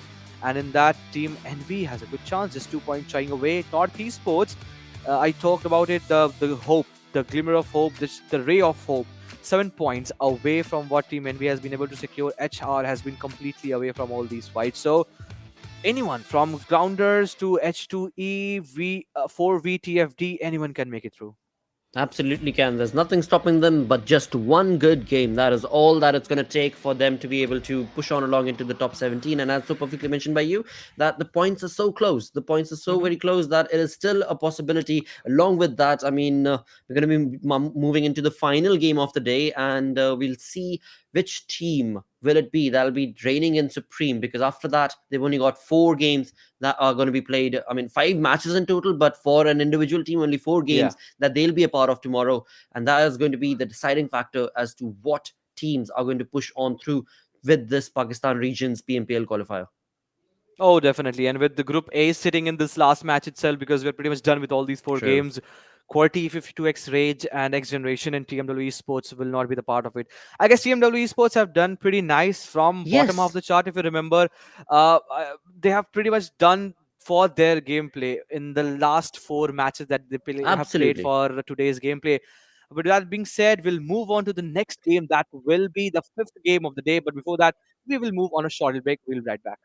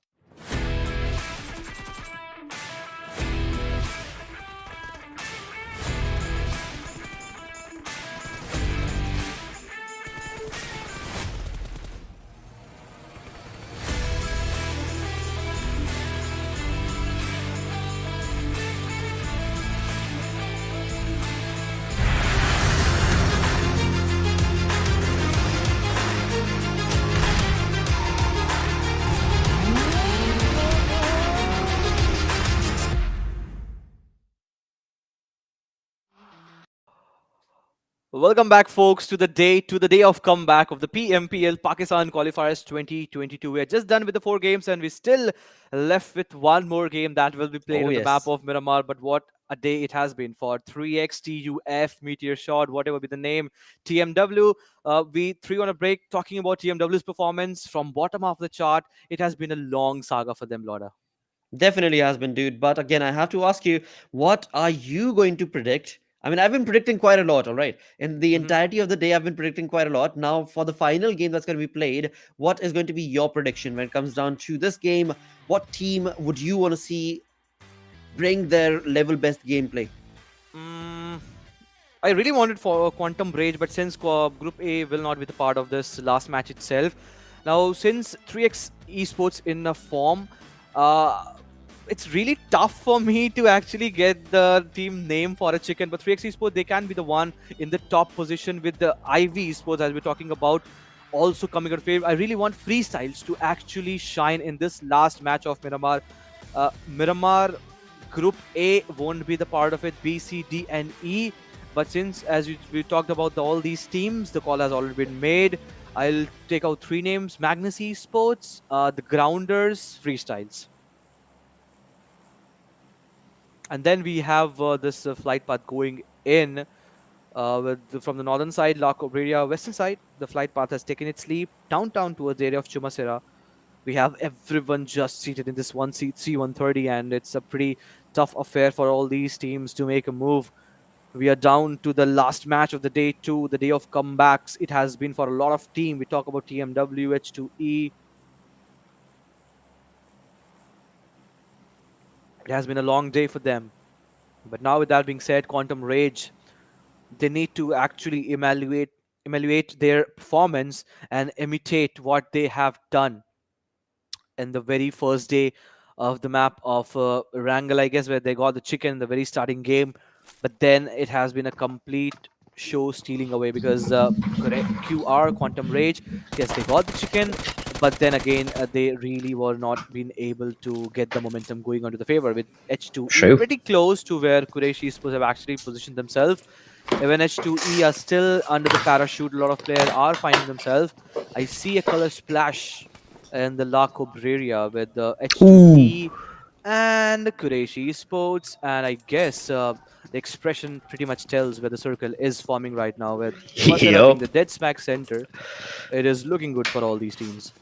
I am loving the zone. I am definitely loving the zone right now. That's going to be pushing so many of these teams from the northeastern approach to get down. Along with that, Oh, that double action coming in from that shotgun. What a play being showcased from the side of Regicide indeed. And it is going to be oh. 3x. Not looking too good, where it is going to be Cronus this time around, sadly, who will be caught against, well, all odds. And, well, it is going to be the entire team of Regicide playing a cat and mouse situation against the dude. But, of course, it's a 4v1 situation where indeed he will not be allowed to survive for long. And, Cronus. well, Huh? P1911 completely doing the trick. And it is going to be Voltrix getting that first blood. Mm-hmm. Definitely gets that first blood. R3G. How did we forget this team? R3G, the team that really stole the show on the very first day of this qualifier of Pakistan region. They are back Exactly. again with the banger in this map of Miramar. Well, they definitely are, mate. They definitely are. Same can be, of course, said for Star as well. I mean, Team Star, they have had a decent run, is what I would say. I mean, not too good, not too bad. A decent approach is what you anticipate in the end because you are just trying to qualify for the PMPL upcoming season. And of course, top 17 teams are going to qualify. So, for that, Team Star is playing beautifully well. On the other front, Magnus, I mean, the way that team has been able to push themselves across the entirety of the lobby has been beautiful to witness. But sadly, I mean, the aggression has definitely been on point from their side, but sadly, they have not yet had a chicken dinner. So maybe this is the game that they probably will Mm-hmm. move on along to get one. That can be the case, certainly, if just fingers crossed. Picado being the home for two teams, Magnus Esports and Team Star in the closer by vicinity, and this big warehouse being controlled by Mom2 will have an ample amount of loot. It's us who know that there is no player from the sides of Star in that big house. True. That's also the code that you call about it, but pretty close to where now I really want, because Team Star has been out of the action for a long time. We haven't had been able to praise them a lot. They haven't been a part of some good fights. All they have been is getting a lot of shots from different direction, and this time, with the day getting finished off, they have a good chance to actually have their name written on the flag up high. Well, look at that. As soon as you pointed it out that they've had some decent runs and decent shots, there is Hunk coming in from the side of Star. That is going to be bringing in a little bit of damage towards the players of Magnus, but of course that will not be resulting in an elimination point confirmed for the side of Team Star. But what will be confirmed is the fact that now both the teams know that well, where exactly are they situated? So they best be careful now. Of course, as you were mentioning about Mom 2 a couple of minutes ago, when it comes down to this perfect warehouse, I mean, I love that place, dude. There is just so much of loot in there. It is abysmal. Like 2 to 3 players can definitely just ease themselves when it comes down to the loot that is available right here. And along with that, you can actually jump up on top of the entire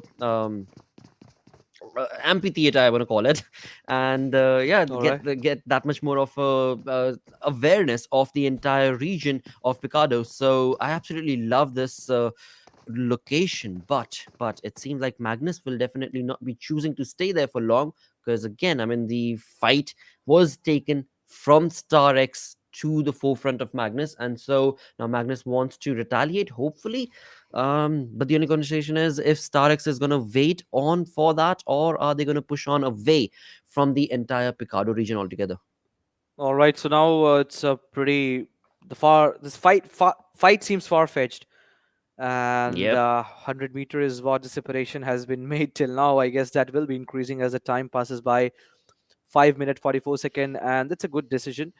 Neither MGS, that was of Magnus Esports, nor Star were comfortable enough to take up the fight. But still, if they had to take the fight, they had to really create the flank, because the position at where Star would actually position, yes, they have the big bungalow, the big apartment with a lot of windows in their favor. But then we have Magnus with a lot of flanks created. Look at where Adil has actually been. He's just trying to get the loots for himself, and maybe if the loot is in the ample amount, because since everyone is just getting far away, Adil is keeping an eye over all these players. That means he is a bit interested in the fight, but he's not just making up the fight happen. But not all long. Well, we might get to see some certain fights happening all along, but we have the grounders on our TV screens, and it has also been a topsy-turvy performance from the grounders.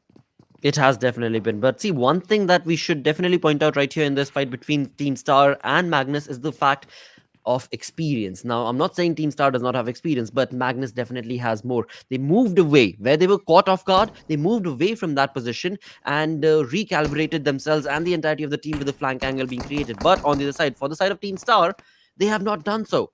They are Oh, he's still pretty trying. much in the same exact vicinity that they chose to shoot from. So Magnus has at least a basic idea as to where the opponent team is going to be, and therefore Adil was just perfectly setting up his crosshairs. And that is something that again comes with experience, or the way you like to approach things. I mean, sticking to the same position can definitely work in your favor as well if you know how to create those flank angles. I mean, with the same building, Team Star can create a bait for Magnus to shoot upon, and then the other one, the teammate from Team Star, can very well retaliate upon that. But again, it's a different approach that, of course, IGLs will end up making. On the other front, talking about late rotations, dude, look at Camp Militar. I mean, this is wonker late rotation coming in from this Metershot team.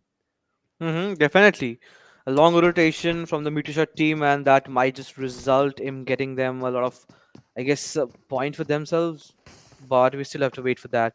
With Ivy making a move, Meteorshot has just mentioned Campo Militar Tierra Bonca. They won't be the part of the fight, as long as they are being pushed upon to take on the edge of the circle. But what I see by the looks of it, 4V TFD are having a good position for the moment. Western side being completely controlled by R3G, and having really high optimism that the circle might shift onto the western side. And if that happens, all the teams that are positioning on the western side can have a real good time. But on the screen, we have TG up against the HR. Absolutely do, and that is where things are not looking too good for the side of this team, because indeed when it comes down to the grounders, they are being caught off, and it is going to be HR. El Razors bring in the hell to the face of the grounders, and what a controlled spray it has turned out to be, where it is Victor, the final player remaining for the side of the grounders. But will he be able to retaliate and bring in enough damage to his opponents? No. is the answer. Where indeed, in the end, Cronus is definitely going to Finally. be completely stopping all of these players, and Snaker, the one man remaining from HR, is going to be able to give that revival. So, yep, there we go. We've got the first elimination coming in, and that is going to be none other than the Grounders. Couldn't have anticipated that. But looking on to the center of the zone, we do have TUF smack in the center, looking pretty comfortable. But let's see where the zone is going to be pushing them along to. We'll get to see. At least for the next couple of shifts, they will be, even if the circle goes for the harsh shift, they will be at least 10 to 20% holding the edge of the circle. But I'm completely surprised no one has made that extreme flank rotation from the prison and the Valadil Mar side, which we have seen in the past. We've seen a lot of team taking that route, taking the bridge, but this time certainly not the case. That means we might just expect some chaos building up north and up onto the western side.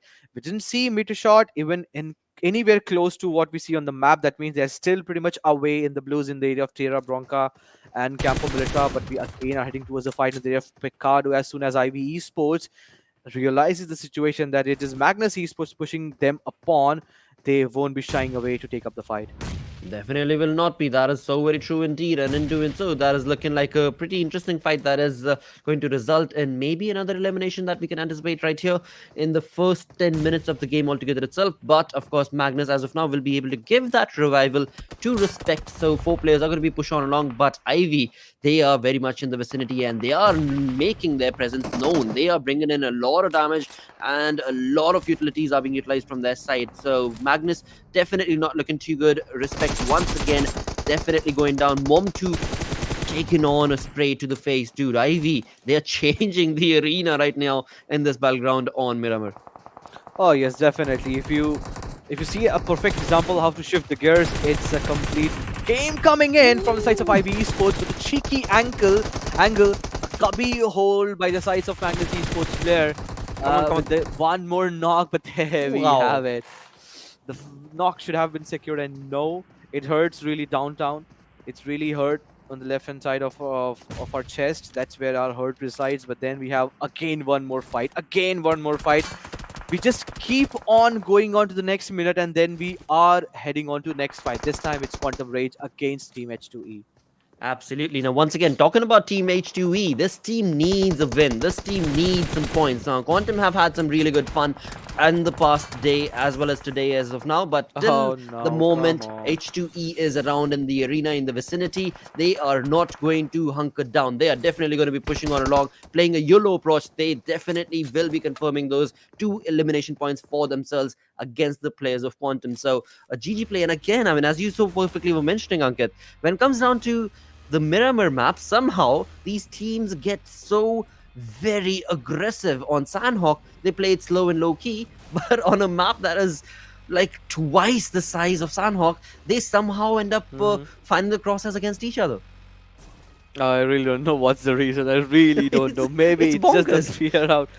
Maybe it's just the fear of losing out on Sanhok, and that's the reason every team, each and every team, goes so passive. But I like the rotation, the HR. On the western side, they have no contestation whatsoever. Till Minas, True. Del Valley, till Chumasera. If the circle makes a hardened shift towards the western Oh. side, which I was expecting, this is not going to be the case. Yep. But still, HR have a very good chance, because even if they make a late entry onto the Chumasera, even if they don't have the compound, they can still hold all those ridges that can come into play. And just imagine if we head towards this Chumasera last shift, it may be certain the case. But finally, thankfully, we have Metershot in the map.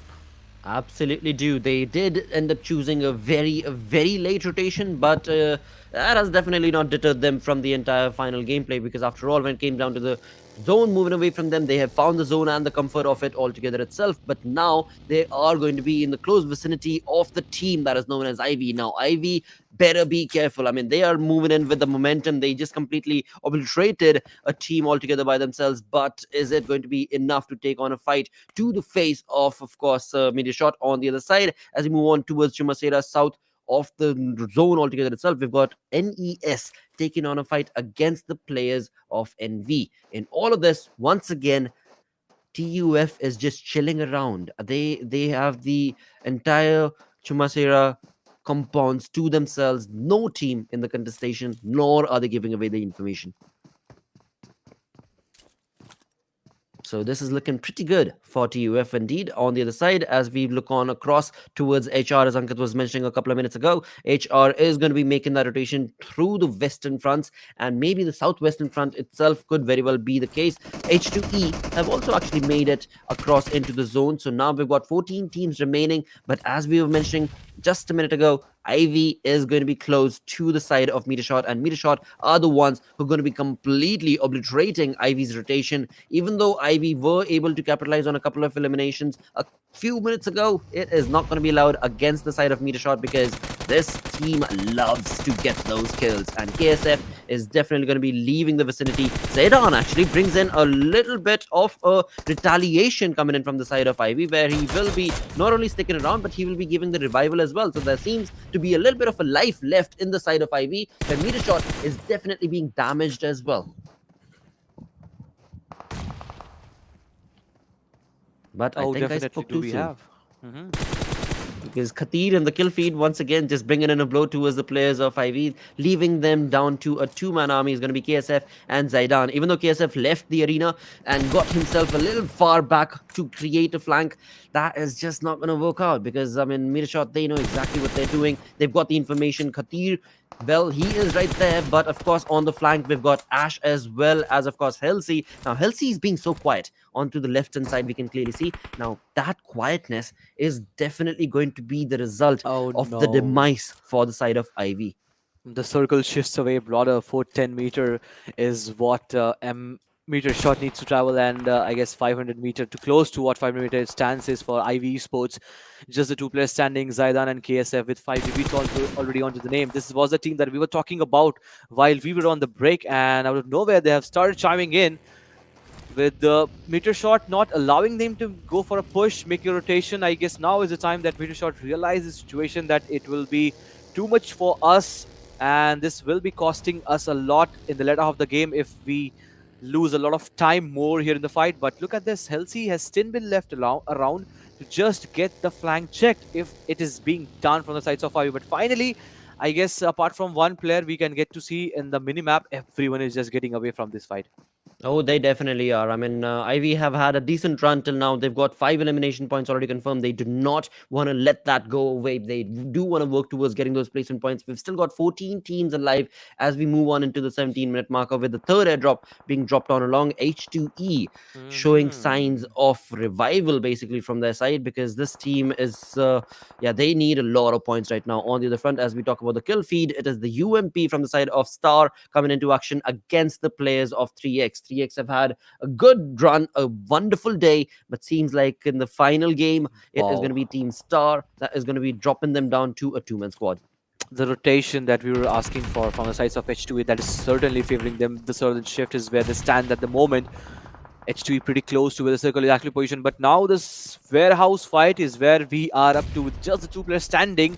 It is going to be a tough task for them, because the more they waste the time while fighting themselves among all these fights is where they attract a lot of players. And already on the backhand side, we expect a lot of players coming and holding all the ridge, because this compound is under a dip, and we have a 360 complete extended flank that has been made by that ridge. But this can just be the wrong moment to go away. Sitting on the backseat of a buggy, not recommended.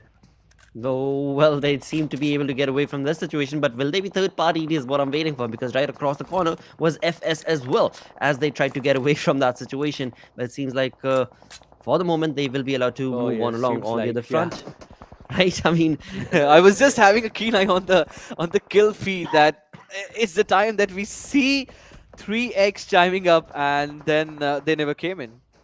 Nope. Not going to be allowed. Not going to be allowed at all. With that, 18 minutes in on the map of Miramar, we're down to 13 teams remaining. We've got IV Esports not looking too good, because Zaydan is down, and KSF, the one final player from the side of IV, he's definitely not going to be able to give that revival to his teammate. Not only that, he wants to get into the comfort of the zone, but it is going to be pretty tough for him, because there are so many teams around in the vicinity on the other side. As we move on through towards the side of Metershot, this team, a three-man squad, is looking pretty comfortable as they find themselves at the edge. But now they are going to have to make their presence felt in the lobby if they want to be able to push on along to get the game for themselves. But that's easier said than done, because there still are teams with a proper four-man squad. And as you move on to the zone, to the map altogether itself, we've got Team Star looking very comfortable in that compound. And well, at least for now, there's no team around in the vicinity to take on that compound from them. So Team Star can very well play it safe and try and get those placement points working for them as well. Indeed, that is, and that can certainly be the case. But far away, on the southwest front, we have TUF going up into the fight. But the three players, man, the three-player squad that we were looking at, that was pretty sublime till now, has already getting a lot of bruise onto the face. But yes, we do see the flank coming in and the aggression from the sides of Halsey eliminating the opponent players, and then we have Freestyles getting the information collected from all these fights. The circle has tilted away. It's a 2-2 split.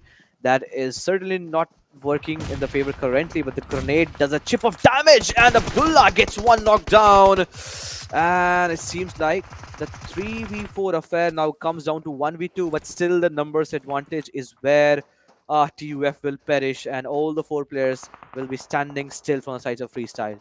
Absolutely will, and they're looking pretty comfortable in doing so, as well as FS push on along to get the zone known that their presence better be felt. And that is exactly what we are looking at from the side of Tyrant, where they've got one elimination point, but they are definitely taking on a lot of fights on the front. In the zone altogether, we do have NES also taking on a fight to the face of Hellraisers, but will it be enough to stop HR in their tracks? We shall have to find out. But from the kill feed, what we can definitely see is that NES is taking that fight for themselves, taking the points for themselves. But now we've got 11 teams and Star still in the compound looking very comfortable. But Metershot and so many of these other teams that are out in the open, they are going to have to battle it out to find out which team will be the ones that will take on Star later on. Definitely 11 teams in the lobby, 31 players still surviving. And it is going to be 102-meter affair for Freestyles to make a move. Quraysh leaving the lobby with just 2 total points. Not looking good. Quraysh Esports. Oh no, and we also have Team HR. So all of a sudden, it was a complete passive start for all these teams. But in the meanwhile, we just see a lot of bullets being sprayed down. Metershot, commendable effort. How far you just keep praising all these teams, especially Metershot. They keep bouncing back. That's the approach that you need to have in this battleground. That is so very true indeed. And again, I mean, Metershot, the way that this team is just approaching every single game and every single fight is phenomenal to be able to see. But now, as the zone moves away from them, this is where the trouble is going to be brewing for their side, where they have to be very careful as they try and make the rotation. As you move on through towards FS, the three-man army from the side of FS, Avenger, Wasi, and Black are going to, once again, have to be very careful, because if you look onto the mini-map, they are pretty far away from the comfort of the zone, and we've got 9 teams remaining. But NES, this team is making a comeback, dude. I mean, this is a team that was sitting on the 14-15 position, and now, or rather lower than 14-15 position is what I should say. But now it seems like North Esports is definitely making a comeback with all 4 players alive. They are already looking comfortable with 6 eliminations confirmed for their side. But FS, if they can do something right there, because Vasi, we did just see that he has exact information where NES is going to be placed. Exactly, and they're just not allowing them to come any close to where they're actually positioned. Metershot, again, one player went down. I guess this time the revival cannot be the case, as now Ash is nowhere looking closer, not even in the direction where Khatir has gone down. But finally, Freestyle, some sort of optimism has come in, but the real curveball has been hit altogether with Freestyle. No circle has gone in the favor for the last 3 shifts. Again and again, Exactly. even this time at least, they need to make a move. The player who is closest to the edge of the circle, that's going to be 42 meters. And with the total number of players still surviving, you have 21, and 9 team now makes it to 8, as now Metershot leaves the lobby. The conversation still revolves around Freestyle, that can they pull this off this time again, because the day has been just off for them altogether for the last 3 matches. But this time, with the 3 players that they have come in, Vasi, Avenger, and Black, they can certainly turn their fate around themselves. They better be able to do that, because if they don't stop NES the way that team is dominating with the numbers advantage working in that team's favor, and now finally the fight is being brought onto the compound that Team Star has been holding on for quite a long time. Now we shall have to see if the Team Star is going to be able to hold the fort right here against this team that's going to be pushing on along. That is going to be the side of FS or not. It seems like yes, they will easily actually, because NES Zaman coming in from nowhere, bringing in a massive blow to the side of FS Black, and of course the kill will be stolen away, and FS is gone down to a one-man squad there. Of course, Avenger has been eliminated. Not looking too good, but this is the game. I mean, Battleground is going to be absolutely phenomenally crazy. Wasi trying his level best to get into the zone, or rather not the zone, sorry, the compound itself, but yeah, it's NES's game. I mean, this team, no idea what has gotten into them, but dude, they are performing. 8 finish, out of which 2 has been in the name of Maxi. The affair is getting close. Team Star and now MetershotxSKY. Miracle going down. R3G also popping up into the fight with all 3 players standing. R3G has a real good chance, but it's just the wall that is separating these 2 teams to get indulged into the fight. Wasi is getting all the information collected. It's Usama whose location has been revealed by the footstep he's giving, but does he know, that Wasi know that there's still one player just finding himself underneath this trunk? But we have still Team Star with all the 4 players standing, just trying to pop out the head from these openings that we have from this wall. MG3 into the action. MetershotxSKY looks in complete control until and unless the circle made a shift that went away, and this can just be it for Wasi. This grenade could very well be it, and that is exactly what the case is going to turn out to be, where MetershotxSKY is going to be eliminating Freestyle, thus getting themselves 9 elimination points, and now Team Star is the one that is going to be in the crosshairs for MetershotxSKY. But will it be enough? Because MetershotxSKY, well, they're in the open, but for Star, they have the compound working in the favor of their side on the other front. Oh my god. No, dude, get your health back up, mate. Team Star has been in that compound for so long time, Blotter. Yep, they have. For so long time. And Exactly. I guess this is the time where they will be pushed upon, they will be rushed upon, they will be completely flanked. And there we have MetershotxSKY trying to dominate them. Well, they definitely are trying to dominate, and they are doing it in style indeed this game around, where it seems like this game could very well be there's the momentum that MetershotxSKY has been able to dominate and push on along with is exactly what will be theirs for the taking. Avenger OP pushing on along against the players of Star is definitely going to be the opening that the team was waiting for. Now, God Fury, he best be careful with the AK that he's got in his hand. Maxi has him run down to his knees, so it's a 3v3 situation. Oh, my apologies, a 3v2 situation, because Hunk and Osama from the side of Star are brought down to their knees. So NES, this is their game.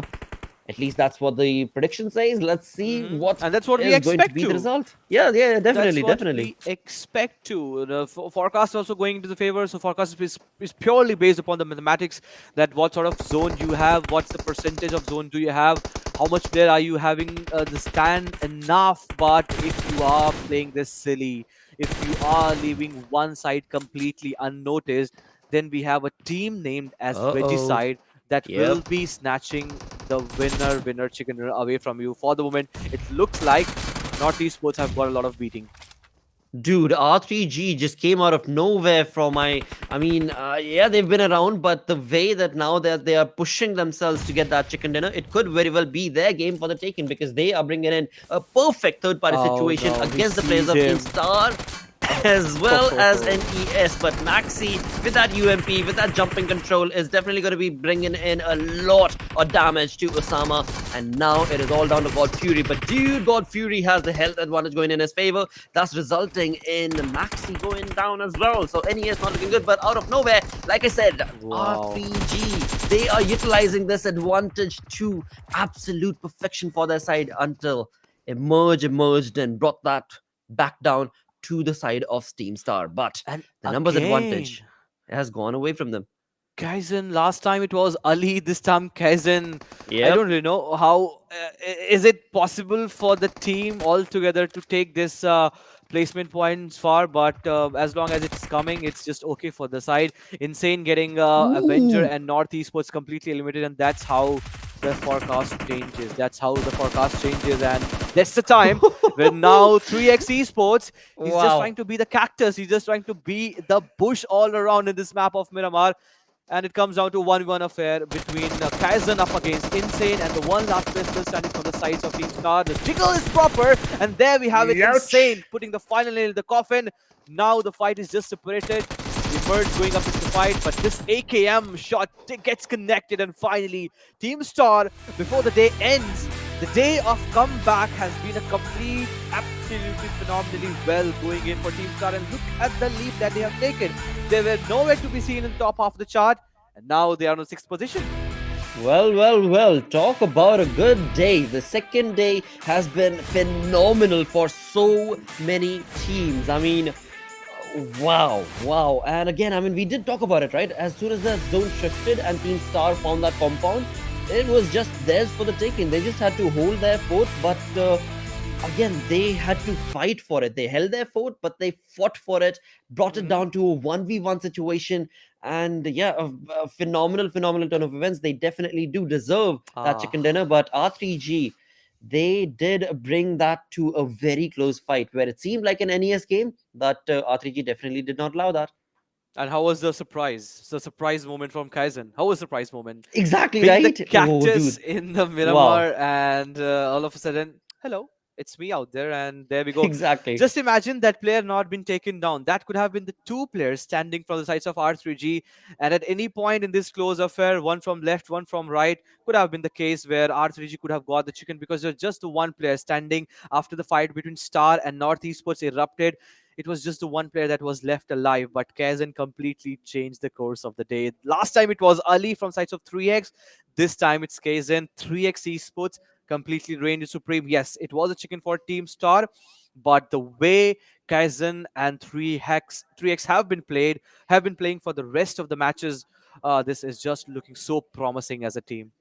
Absolutely. With that, let's move on and have a look at the most valuable player coming in from this game, and that's going to be going on down to R3G's Waz with again, I mean, 5 elimination points, 2 assists, along with only 191 healing done. So a very aggressive approach being showcased from the side of Waz, and of course, the same can be said for the entirety of the team. Exactly, and R3G, Vaz and the rest of the teammates have been doing pretty well. R3G getting into form looks pretty good. We'll get to see once if R3G from tomorrow's gameplay, if we get to see them in the playing radar. But for the moment, we have top 4 players. So not only Vaz, it was also Voltrux. And this time, fortunately, it has been the 3 unfortunate moments in today's gameplay that Voltrux was picked off in the very first half of the game. True. Maybe in just the 5-minute, 10-minute marker where you just go into the fight. But this time when Voltrux survived, he made it pay for the team. Healing done, 10,091. Again, that mark is being matched up. And that happens when you have a certain compound in the last circle finish. Well, one team that we should definitely mention is going to be NES. Yeah. This game, the team that needed to have that comeback story was NES, and the way they did it has been phenomenal. I mean, Zemin right there coming in with the longest distance elimination. Along with that, when it comes down to the points that they've been able to accumulate, I mean, 11 elimination points along with the 8 placement points, 19 in total. Definitely going to be pushing them in the top 17, no questions asked. Definitely, R3G looking pretty strong. Team Star again 21 points. We'll get to see how what's the leap that R3G has made. They were pretty much in the top 8 of the chart. I guess this is going to be solving the case. But look at this, 10 placement points. And just imagine if Kaizen could have fallen down at very early half of the game, these 10 placement points could have resulted in no more than securing just 3 and 4. But True. certainly 13 points is going to be helping them for the course. 8 for freestyles, grounders falling short, 0. Magnus Esports, none for them, just 1 point each shared between Quantum Rage and NV. But IV Esports this time, 5 total points, and they took a fight. If you remember against British Shot, that was a long stretched fight, and at that point, they lost a lot of players out there in the middle of the fight. Absolutely, but it was a good fight that AV took right there. But as we move on through to the overall ranking, we still do have Team QWERTY on top of the totem pole with the 2 chicken dinners, the only team to get 2 chicken dinners. They have already played the 8 games, and in fact, now all the teams have actually played their 8 games. They've got 4 more games remaining that they'll be playing in the 5 matches that will be scheduled for tomorrow. But right now, the first page, a big difference. I mean, look at Team QWERTY with 133 Mhm. points, and then 10 places down as XGeneration with 57 points. Oh, definitely the lead has been Big significant difference. enough. Yep. Exactly. But we'll get to see from 11 to 20 what sort of point difference has been created. So at 10 we have X Generation, because at the end only the top 17 out of the top 20 will be aggressing into the upcoming PMPL. Absolutely, and that's going to be very crucial for these teams to be able to utilize. And again, when it comes down to the points are so very close. So we shall have to see which team will it be that will be able to reign in supreme to get that chicken dinner. If not chicken dinner, wonderful placement points, because that's what 3x has been doing and has been fabulous in terms of the way that they've been able to approach that situation. On the other Oh, front, talk wow. about NES. Gameplay that was required from them pushed them all the way up to the 17th position. Top 17 once again will be moving on into PMPL upcoming season, and this is just the break that North Esports was waiting for. Same can be said actually for IV Esports as well, because they're just Oh, 5 points yes. shy. Definitely. And looking pretty good at this moment. The grounders, yes, they have to make sure that they don't let the other team make them the prey, because 44 is where the grounders and 40 for Northeast Sports. When the day starts for tomorrow, from the first game itself, the only thing that IB Sports will be eyeing upon is going to be on the 17th spot. But for the moment, we have the elimination leader. The one who is leading the charge is going to be none other than Gravity. Still the one. No one close to where Gravity stands. 4,089 damage dealt. 20 minute 8 Wow. second of survival time. That's the Gravity. That's what brings Gravity and Team QWERTY. So the name is Gravity, but the QWERTY team is way at the top. They definitely are. I mean, along with his teammate on the third spot, Destroyer, 3,341 damage, along with 16 eliminations in just 19 minutes is just average minutes, that is survival time. Again, absolutely phenomenal, amazing control that is being showcased from the side of Team QWERTY altogether itself. Because once again, we talk about that storyboard, that leaderboard, the overall ranking, they are in a lead of their own. I mean, there's no team that's going to be able to cross their chart. But again, I mean, 5 matches tomorrow. You Hmm. just don't know what's going to happen. We'll find out. Exactly, but that will be a storyline for tomorrow, I guess. But today, True. what a day it has been. Starting day with TFD getting chicken, meter shot also pretty close to what had happened in this last game itself. Team Star, a lot of team that hasn't been in the thicks of thin, and finally they have started chiming up upon. This time R3G also getting a lot of points dragged up in their name, but the difference is not so much. Northeast Sports, Yes. the ray of hope. That has been the moment. They have lit the fire. 40 points is where they stand at the 17th position. But down below, we just got to see IV Sports 35 points, as you just perfectly mentioned, just the 5 points shying away. We also had the Hellraiser. So now, when they come in tomorrow's gameplay, they just need to make sure that they got a lot of placement points. If not, so be the case, because certain teams we get to see that's not their forte, that they're so strong with their gun power, but they can have a good rotation somewhere down the line, as we got to see that certain teams have been doing so perfectly. Two perfect True. example, one being the Ali's last game of Miramar, where he stood alone and got at least 12 placement points. This time 10 placement points and 3 finish point for Kazin has resulted in 3x a better performance altogether. So true, mate. Again, I mean, this is definitely going to be an open out invitation for the teams tomorrow. That if at all you're not working towards Yeah. elimination points, at least get the placement points working in your favor. Indeed, and the call has already been made. That means we are pretty much done with all the 5 games for the day. We'll be back tomorrow. That will be the final day, the day 3 for the PMPL Pakistan Qualifiers 2022 for the road for the PMPL. But it's time for us to leave. Good night, take care, and we'll be right back tomorrow. Bye bye.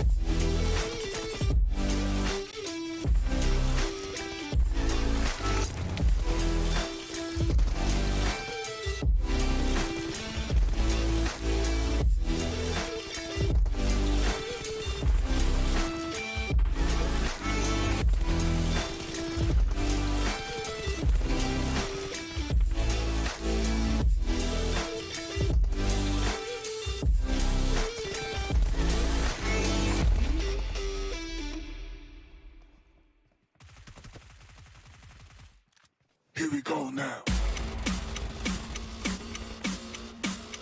Here we go now. Here we go now.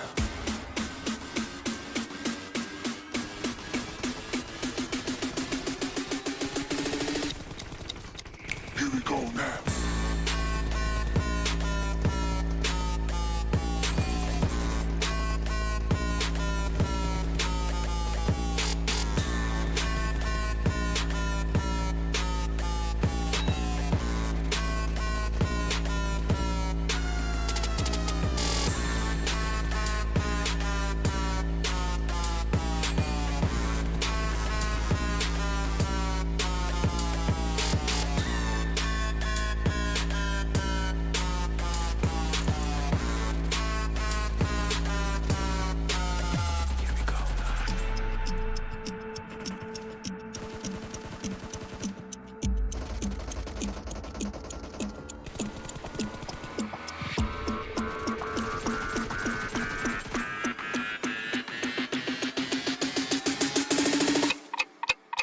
Here we go now.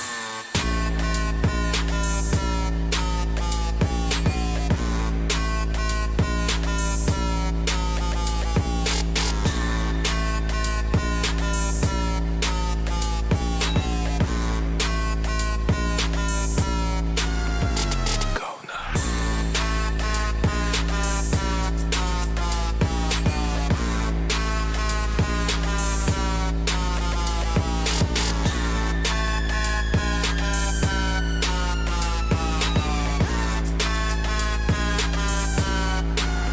Here we go now.